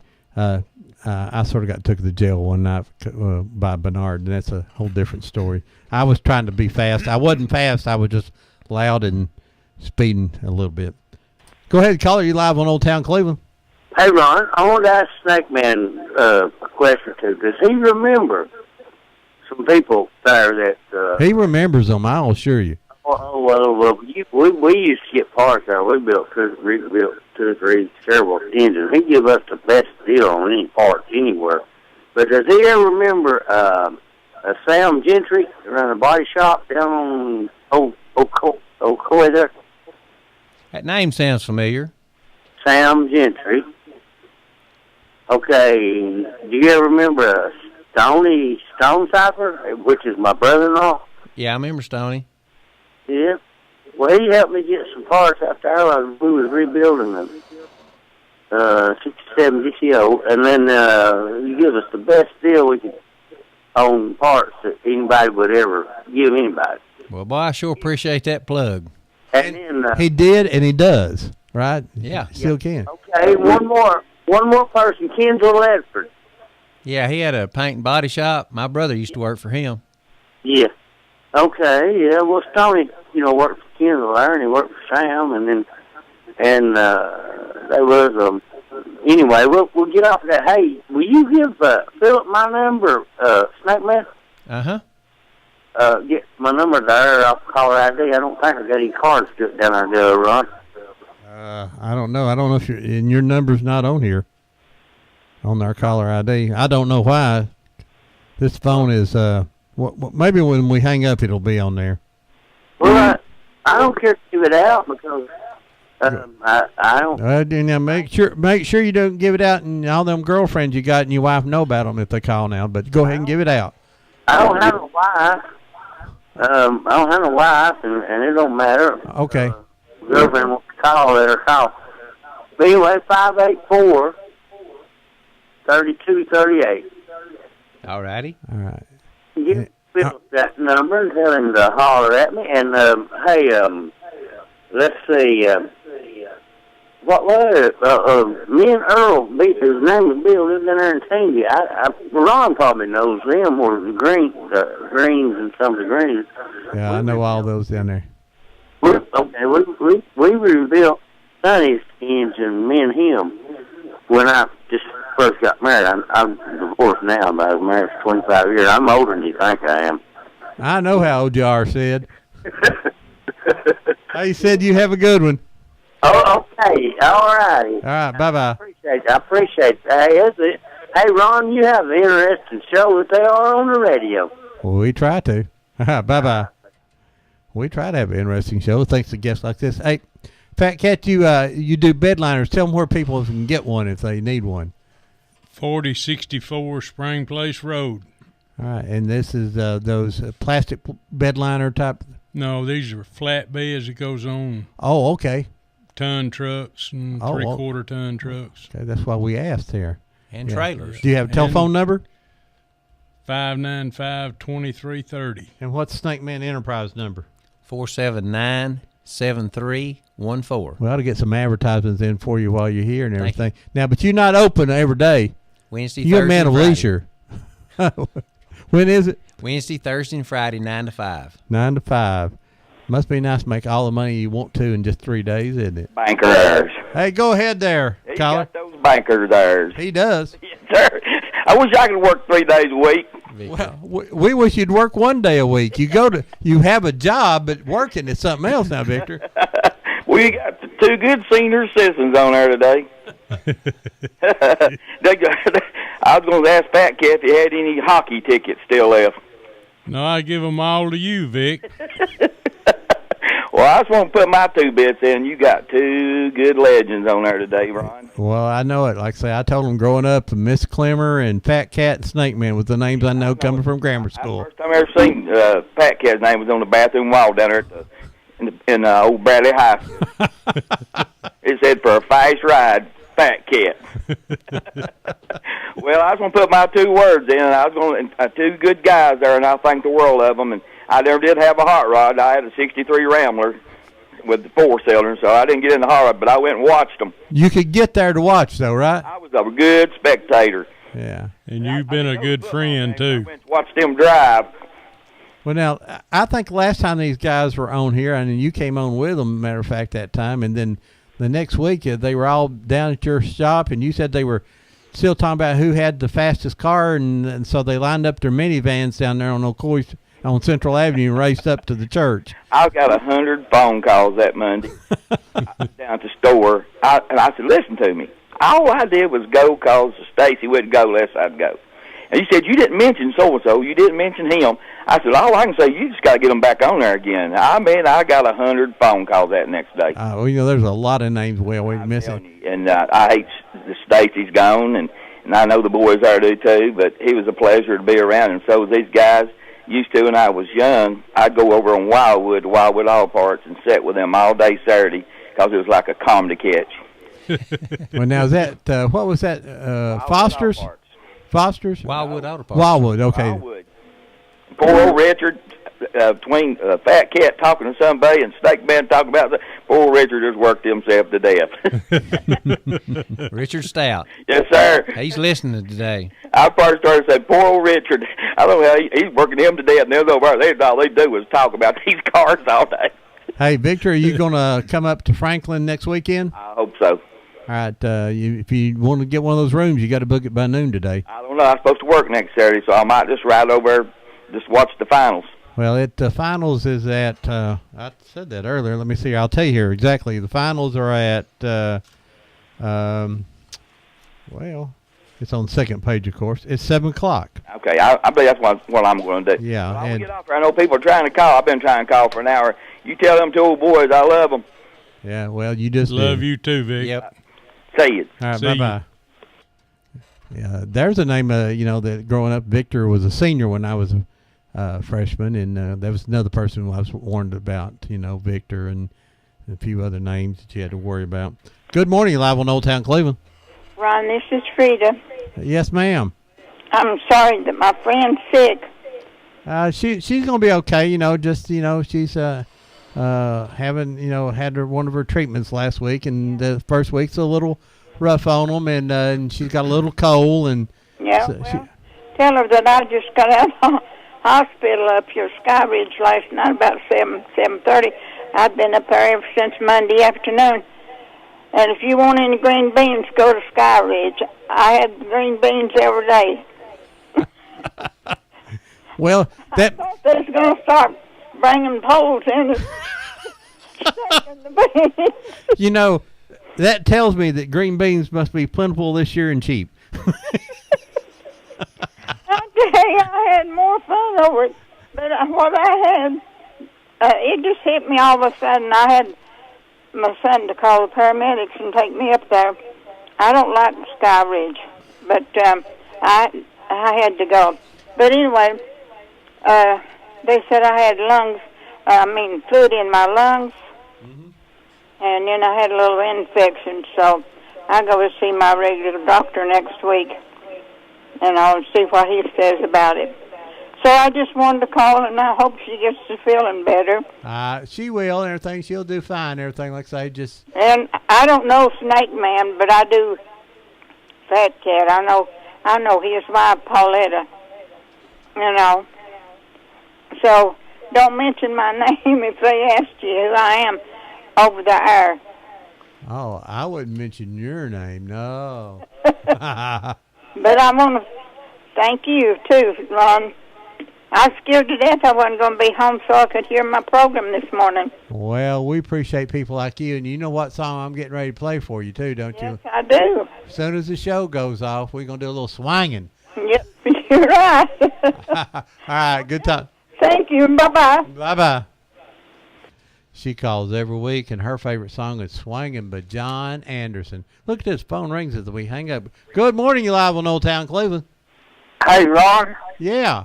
Ask Snake Man and Fat Cat if they know Jerry Bain. Who's that? Jerry Bain. Do you know Jerry Bain? Yeah, I can't put his face to his name, but I know a Jerry Bain. Big old tall guy that used to drag race, street race down Cleveland up there. But anyway, that's who I was trying to think of a while ago, Fat Cat, was Jerry Bain. Jerry Bain. Yeah. Mm-hmm. Well, all right. So we got his name out there. Anybody, do you have any stories on Jerry Bain? No, I just, I know Jerry and his wife Mildred, but I haven't seen them in years, and I just wondered what's going on with him. And but he used to, Paul and RG used to help him on his motors and stuff over at Paul's old shop. And I thought maybe Jerry or Fat Cat would know him. He had a bad Chevelle, I think, didn't he? Yeah, that's right. Yeah, he's pretty bad. Yeah, from what I hear now, I don't know. I've done all my street racing down here on this end of the Hamilton County up to the Bradley County line. Y'all done all of it over there. I had we used to run everybody around down here at Ooltewah, down here from the crossroads down to the old Ooltewah Hardware there on the right. I don't know if y'all ever come down there and run any of them boys, old Stinky Whitford and all them boys that had them hot rods down here in Ooltewah, old Russell Lee and all that bunch. I know Russell. And Tommy Favors. Oh, yeah. Old Tom. He's still got a little old mechanic shop right there with that old antique place. Yeah, in the back. Yeah. Yep. Well, he's got a 36-mile Chevrolet coupe back there I'd like to have. But he won't even talk about selling it. He could change them gears. That old blue 55 he had the windows tinted blue. You remember it, Fat? Oh, yeah. Yeah. He run a many a night down at Brainerd. Oh, man, yeah. I seen him not too awful. Well, when Dino passed away, I seen him and talked to him, and he said he'd like to have that 55 back. He knows where it is and has tried to get it and couldn't get it, or so he said anyway. Really? Well, yeah, old Dino was a good friend of mine too, Fat Cat. That was a loss to everybody when Dino passed. Yeah. Good fella. But anyway, that's what I wanted to know, and but I'll talk to y'all later. Bye, Ron. Hey, thanks for calling in. All right, bye-bye. We like everybody that calls in here, and that's what we try to do on this show is just talk about history and the callers, and like I say, just one little thing, just get your mind going and everything. And I'm going to ask you a question a minute. Has Fat Cat always been this calm? Look, he's so calm today and even keel. Has he always been that way? Think about that. Go ahead, caller, you're live. Yeah, I just like to say hi to my heroes on there, and I'm really enjoying the show. And this is Smokey Davis. Hey, Smokey's a guy that's been on the show a couple times. Yeah. They told lies about firemen. That's Disco Smokey. Disco Smokey? Fire department Smokey. I was wanting to ask old Hayward, did he used to work for Jack Cunningham down there? And there was a big old tall boy used to work with him. Too tall. Too tall, yeah. And Smokey used to work for Snake Man. I did. Oh, I didn't know that. Yeah, about 15 years I worked out there. Yep. And then he'd take a leave of absence, and I'd see him out summers. He says, numbers is slipping my mind. I need to generate some new brain cells, and he'd come back. We had the computers out there, though. I like working on them computers. Solar-powered calculators and rope pull string cash registers. Well, listen, I just want to let you know I'm enjoying the show, and I love you guys, and enjoying hearing you. Hey, do you remember who won between Super Chicken and Hub down there on Dalton Pike?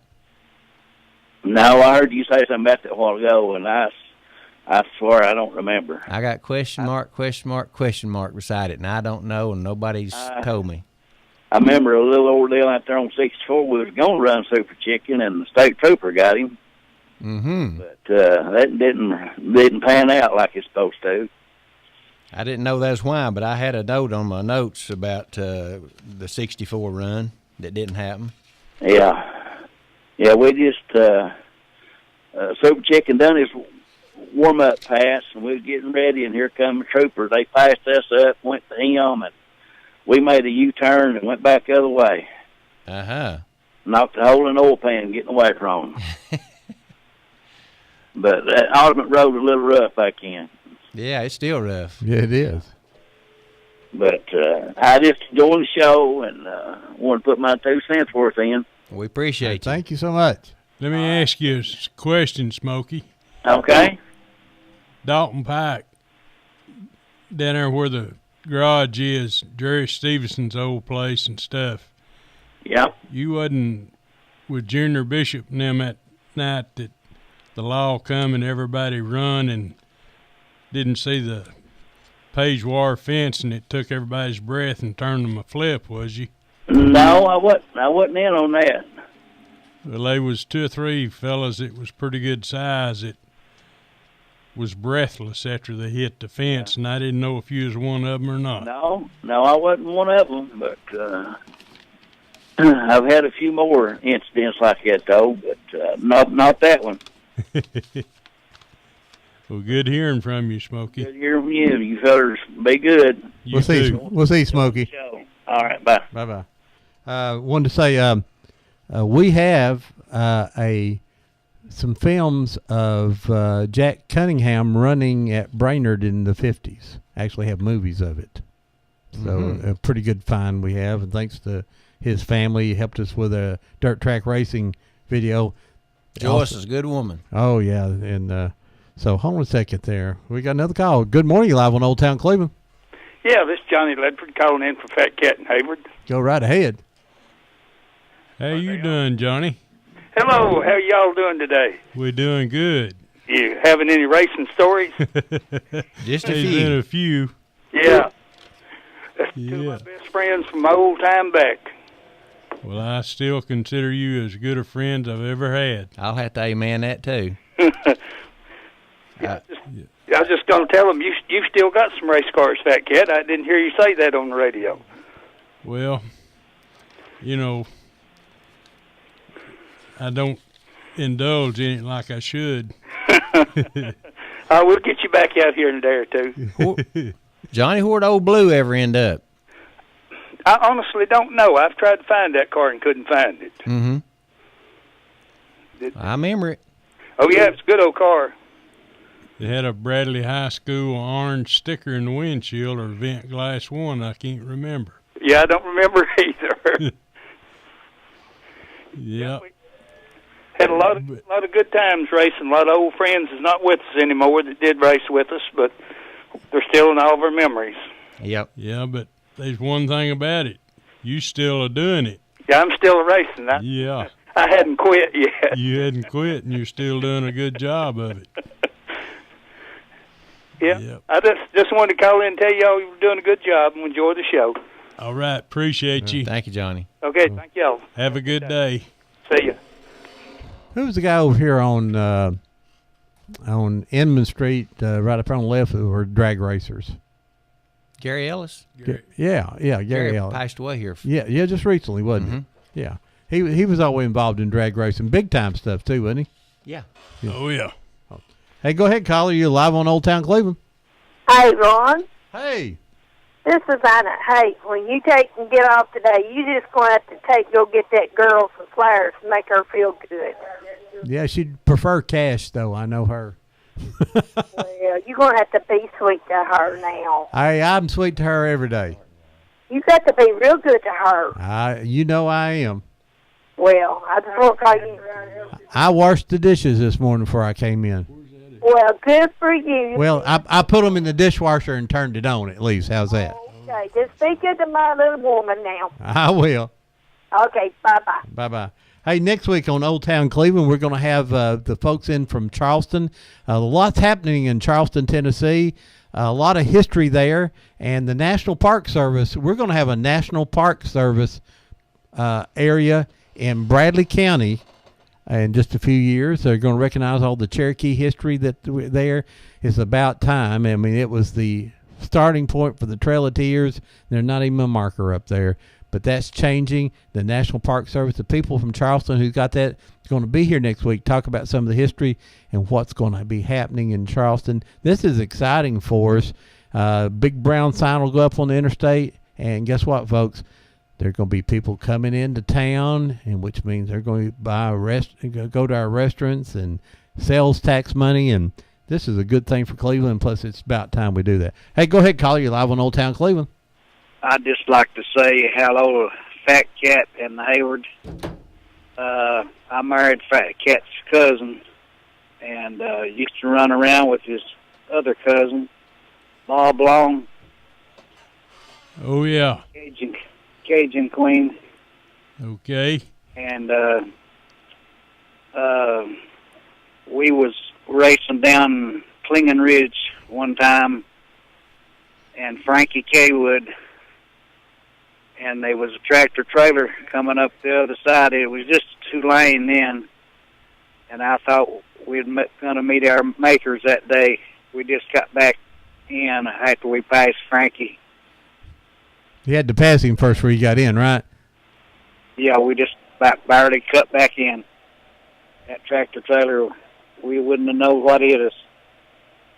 But that cat and Haywood, my wife said to tell Haywood to be sure to come to the 50th high school reunion down at Terry Kaler's. It'd be the 50th year reunion. Thank you. God, 50-year reunion. Oh, my gosh. I can't talk. I'm not far behind you. So. But anyway, enjoy your show. Well, thanks for calling in, and thanks for being a listener. Okay, thank you. All right, bye-bye. Have a good day. Jack Cunningham was a great guy, wasn't he? I mean, I remember Jack. Of course, a lot of people talked to him about it in our dirt track. Did you get to see our documentary? I got that one tapes. Yeah, have you got to see it? They talk about Jack Cunningham, and if a tear don't come you an eye when they start talking about Jack, he's just not human. It's really great stories there. Go ahead, caller. You're live on Old Town Cleveland. It's me again. Go ahead, me. Does any of you ever remember Stanley Gibson? He was the dude on the motorcycle that was about as wild as Bud Holmes. That's pretty wild now. That's pretty wild. But old Stanley, he was something else. I've seen cops try to box him in.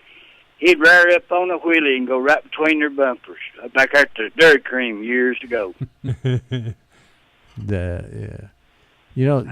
They just don't have any humor, the policemen anymore now. You'd go to jail real quick with things now. Yep. I didn't know if anybody remembers Stanley or not. I remember the name, but that's me.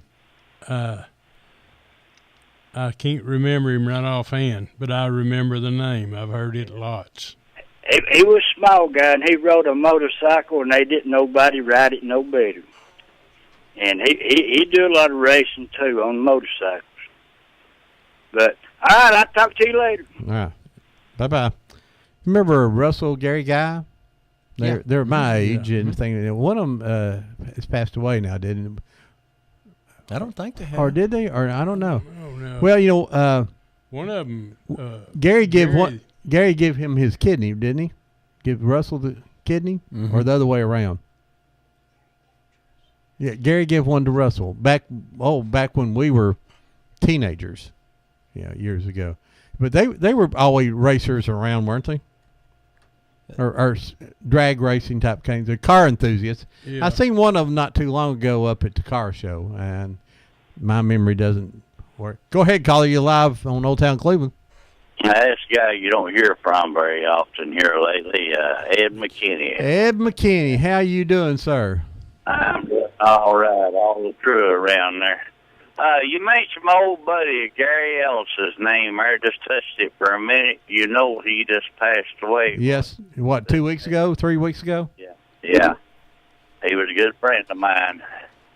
I always listen to you boys when you're racing. It makes me, shoot, I'm too old to get itchy foot and go to the floorboard out here on these wet roads. Anyway, I'll say a good morning to you. I just thought I'd say a howdy and get out. So I've got a picture of Ed with his shirt off at Snorts. I ain't going to even talk about that. Yeah. Someone brought that to me. We won't mention who it was. Yeah. I collect old pictures, and I've got a good. If there's an embarrassing picture of you in history, I probably got it somewhere there. We've got tons of them. That picture was him and G.W. Howe, which was Snort, and Buddy Burrell. I never knew Snort's real name. I don't know. I don't know what Snort's is myself. You don't know. All I could recognize, if it had been his elbow in his hand, I would have known who he was. See there, you ain't on there 2 minutes already telling stories. I don't know about you.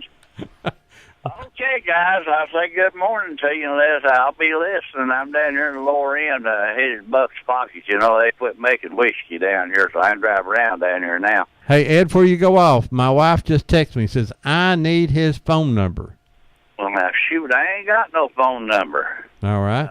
Yeah, we'll get in touch, Harold. Call next week just before we go on, and she'll take your number, all right?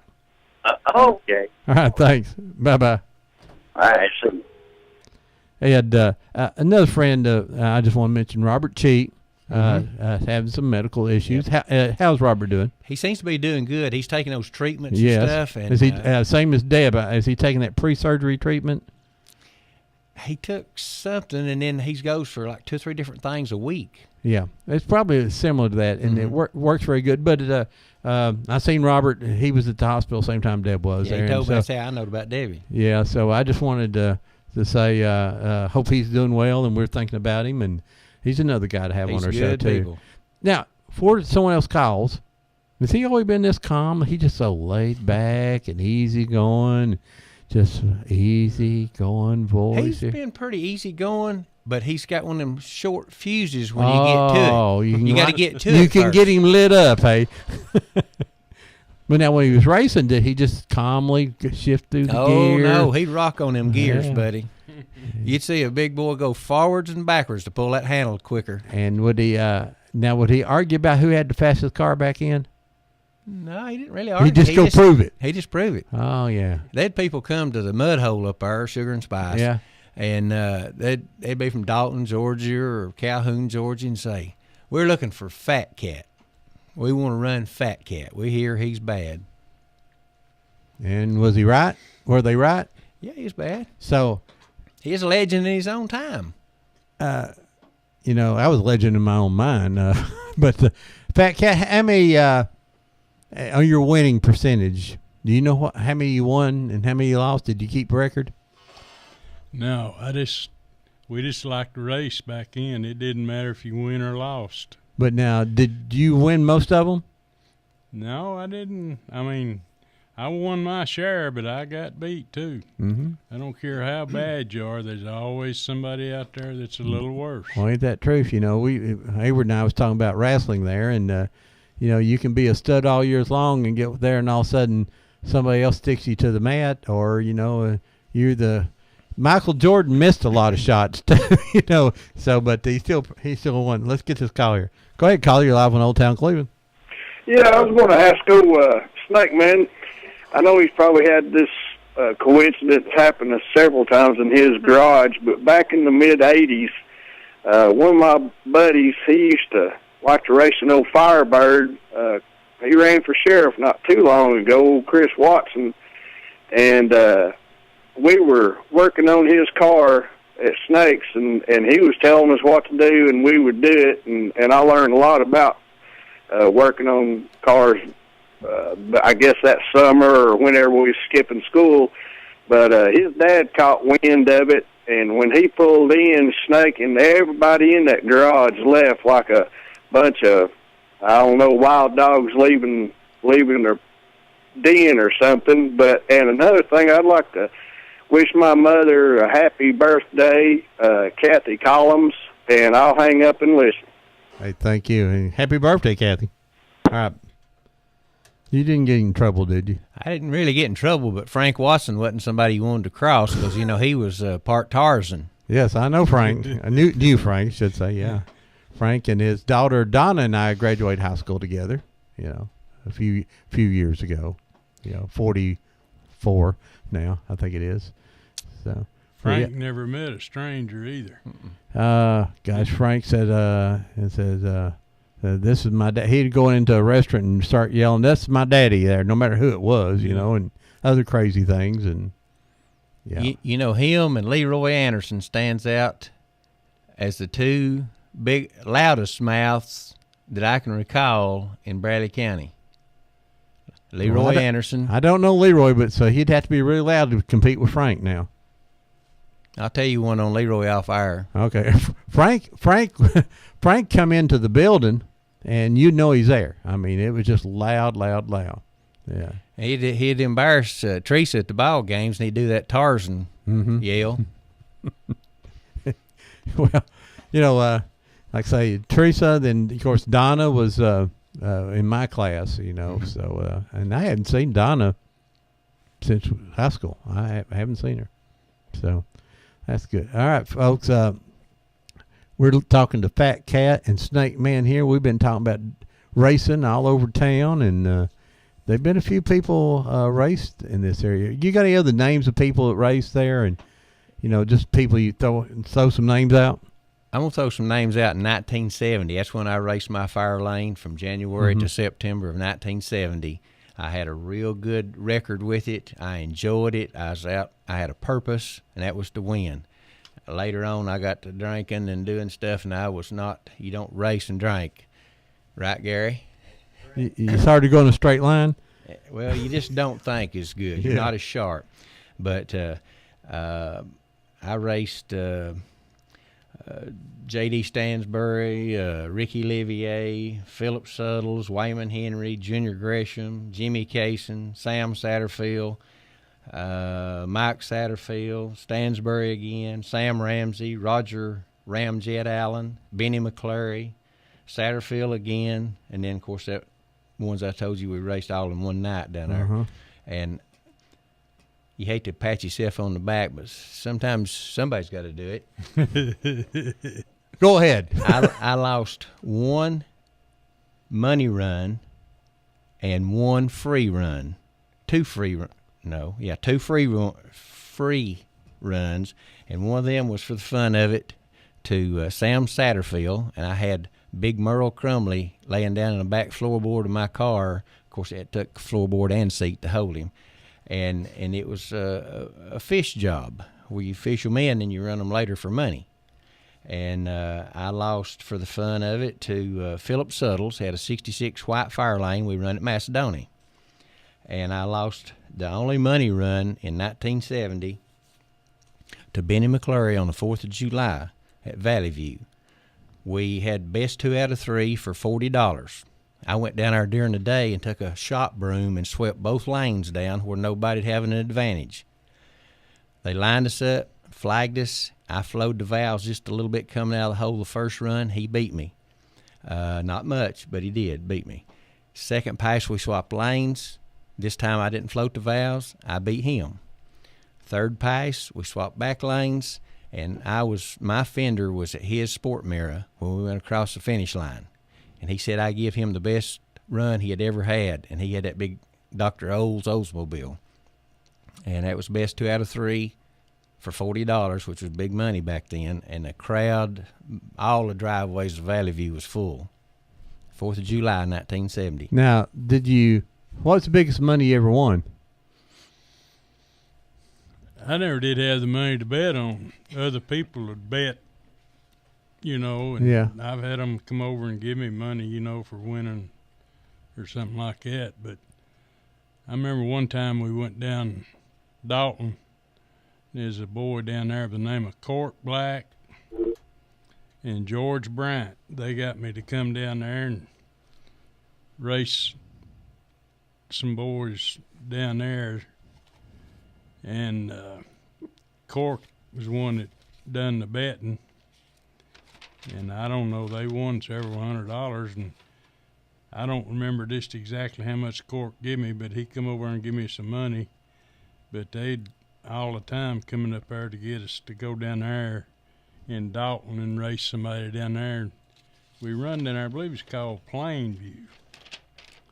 But it was a lot of fun. I'd done it for the fun instead of the money, But like Johnny Ledford called in there a while ago, he used to race and had a good car, and Johnny's still into it.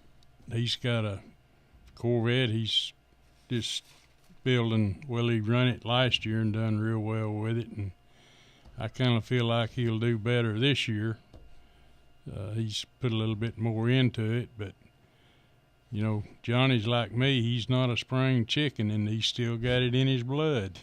A lot in the blood. Sometimes the blood doesn't go as fast as it used to. Jerry Melton, do you remember him? Jerry Melton? Yeah, big redheaded kid. Is that his name? That's another one I remember. Drove a Camaro or something, or a Firebird, or what did he drive? It was a fast car. I remember the name, but I he would be my age, roughly 72, class 72, 3 or 4, somewhere around there. The biggest purse on the street that I can remember is Pee Wee Williams and Dennis Sipe run for $1,000. Pee Wee won. That's 1968. That's a lot of money. Mm-hmm. That's pretty good money today. And Jan Park and Merle Bradley run out on 58 around 1971 or 2 for $600. Now, mine was $10, $15, $20, $40 runs, but I won $980 from January to September in 1970. So it wasn't bad, and I just had $1,000 in my car. That's a pretty good part-time job. Like $20 paying for it. Well, that's not bad. Not bad at all, everything. So, now, did anybody ever run for titles? I mean, did. You ran just... It was...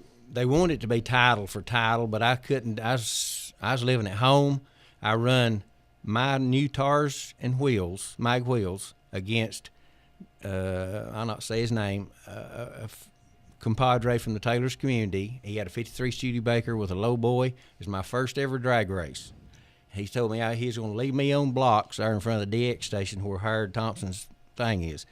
And when they flagged us off, he jumped me out of the hole 3 car lengths at least. And all I'd ever done is get out and practice like I was play drag racing. And I twisted that old 57 Ford to 70 miles an hour in low range. And when I shifted to drive, it looked like he hit a brick wall. He turned off at World Equipment, which was Reimer Grocery then, and went home. And we went back, and there liked to have been a scuffle at his house over the car. He come out with a log chain, and Junior Gresham and Pedro Gates and Larry Phillips talked him down and grabbed his arms, and we pulled the car out on the road, and I auctioned it off because I couldn't take it home, and it brought $27.50. It was a 53 Studebaker lowboy with a 283 power pack, and Joe Stepp bought it. For $27. I'd like to buy one like that. I can't think of the guy's name, but the guy that used to run the pool hall up here bought it, and he was married to Cecilia Owens. Fat Cat, how does he remember all this stuff? Mitchell Woods was his name. He's got a good memory. I tell you, Fat Cat, if you don't write a book, I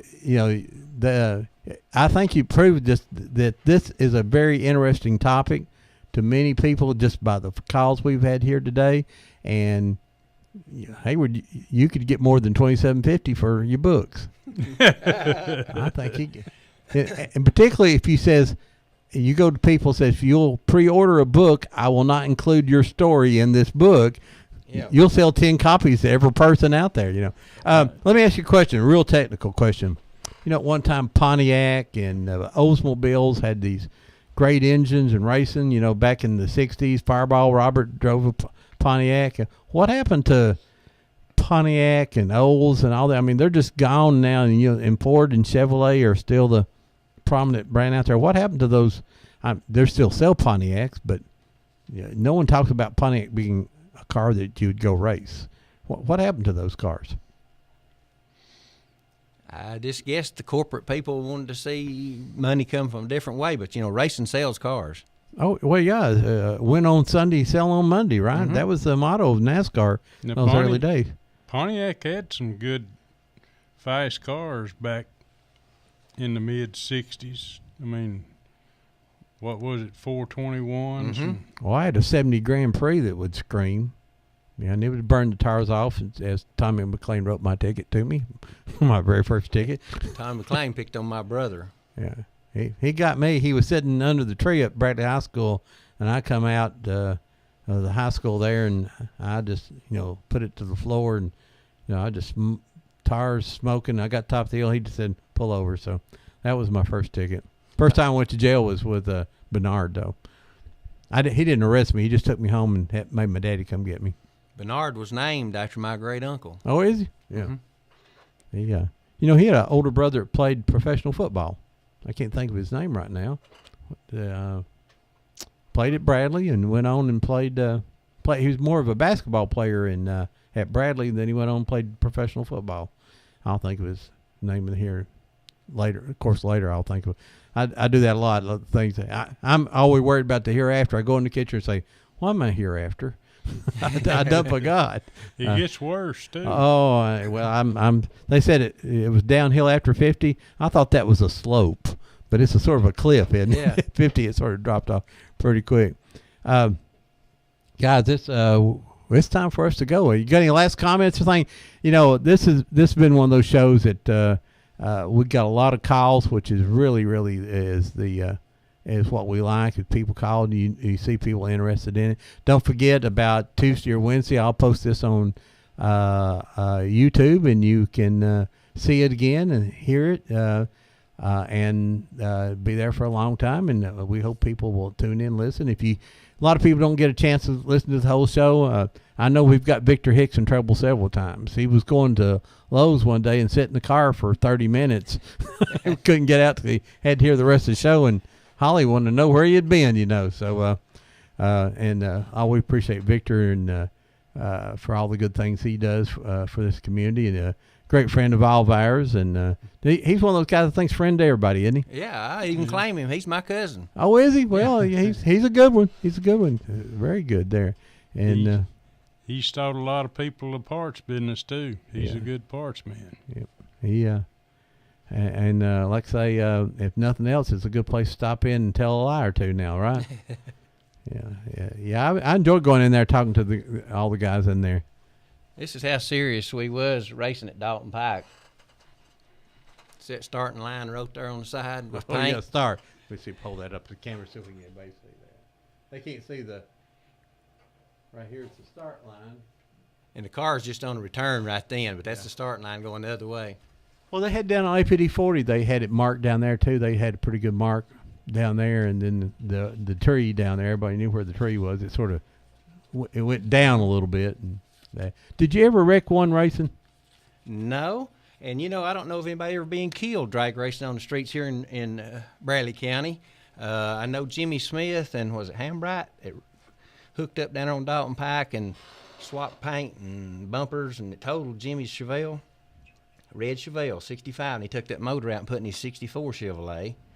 And then Danny Gladson was driving Steve Liner's Camaro against the Chattanooga boys at Valley View, and the only way you could tell who won is they hooked bumpers, but they didn't wreck. And the paint on one of them's bumper proved who won, and Danny won. Pat, Cat, you ever wreck yours? Not racing, I didn't. Yeah. But I've had a few. Corvettes go airborne. Yeah, I've flipped them and stuff like that, but it not, you know, running too fast, but not never wrecked drag racing, no. I might have been turned on a little straight there, and it was a little slick, and in a curve, and I ran over, hit a bumper, you know. Mention that, and want to say all of our wishes go out to Joe Cannon. Joe Cannon, the reporter for the Banner, the sports reporter, got hit the other night. Was sitting at a traffic light or a stop sign. I don't know the whole story, but apparently a gentleman behind him had a heart attack and just hit him head from the rear, full speed, and he's had back surgery at Erlanger. He's got some kind of internal brace and an external brace, and he'll be out about 8 weeks with some very serious back. He's in ICU down there. Not life-threatening, but very painful. So just want to say that our prayers go out to Joe Cannon, and hopefully next week. Now, next week, since I came in and Deb coming in, I won't be here next week, but I'll be at the state wrestling tournament, and Deb will be here with the people from Charleston. And, hey, guys, thank you so much for coming here and do that. And if you guys need to start writing your stories down, and Hayward's got pictures over here, and there's a book. I mean, there's probably 2 volumes there, you know, and he could have the one version that's the stories he could tell, and the one that sell really good are the stories that he shouldn't tell. And that I think he'd. I could tell you a lot about him. Is any of it good? Lots of things. Well, yeah, they's good and bad, and I've seen some of the pictures. I used to work pictures for him, so he heard a lot of it. Oh, and seen a lot of it. Yeah. You know, He used to really enjoy mop water. enjoy mop water. Okay, we got to hear this before we leave. Go ahead. It's just, it was a drink that they mixed and stirred up, and Hayward really liked it. He enjoyed it. I got the impression Hayward liked anything that was liquid back then. Well, he had a good time in life. He had a good time. Well, you know, and but you know, apparently it did not affect his memory. No, it hadn't. Yeah, he still remembers. Unfortunately, he probably remembers every hangover he ever had. That's one memory you don't want. He just shaking his head over there. Hey, folks, thank you so much for listening to Old Town Cleveland. We'll see you here next week, and we'll see you at 10 o'clock. No wrestling mat next week. Have a good one. Where'd the old town go? They moved it on north of here in a shopping mall.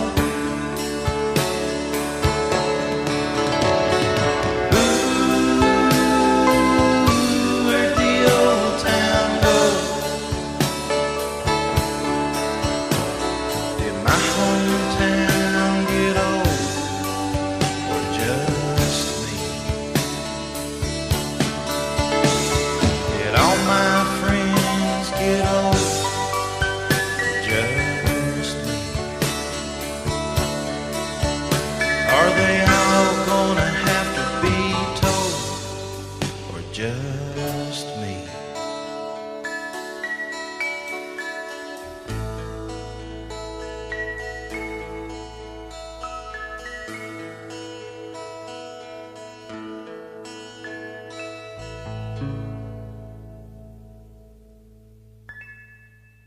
You are listening to WOOP-LP, Cleveland, Tennessee. Whoop FM is a broadcasting service of the Traditional Music Resource Center, and we play America's original music.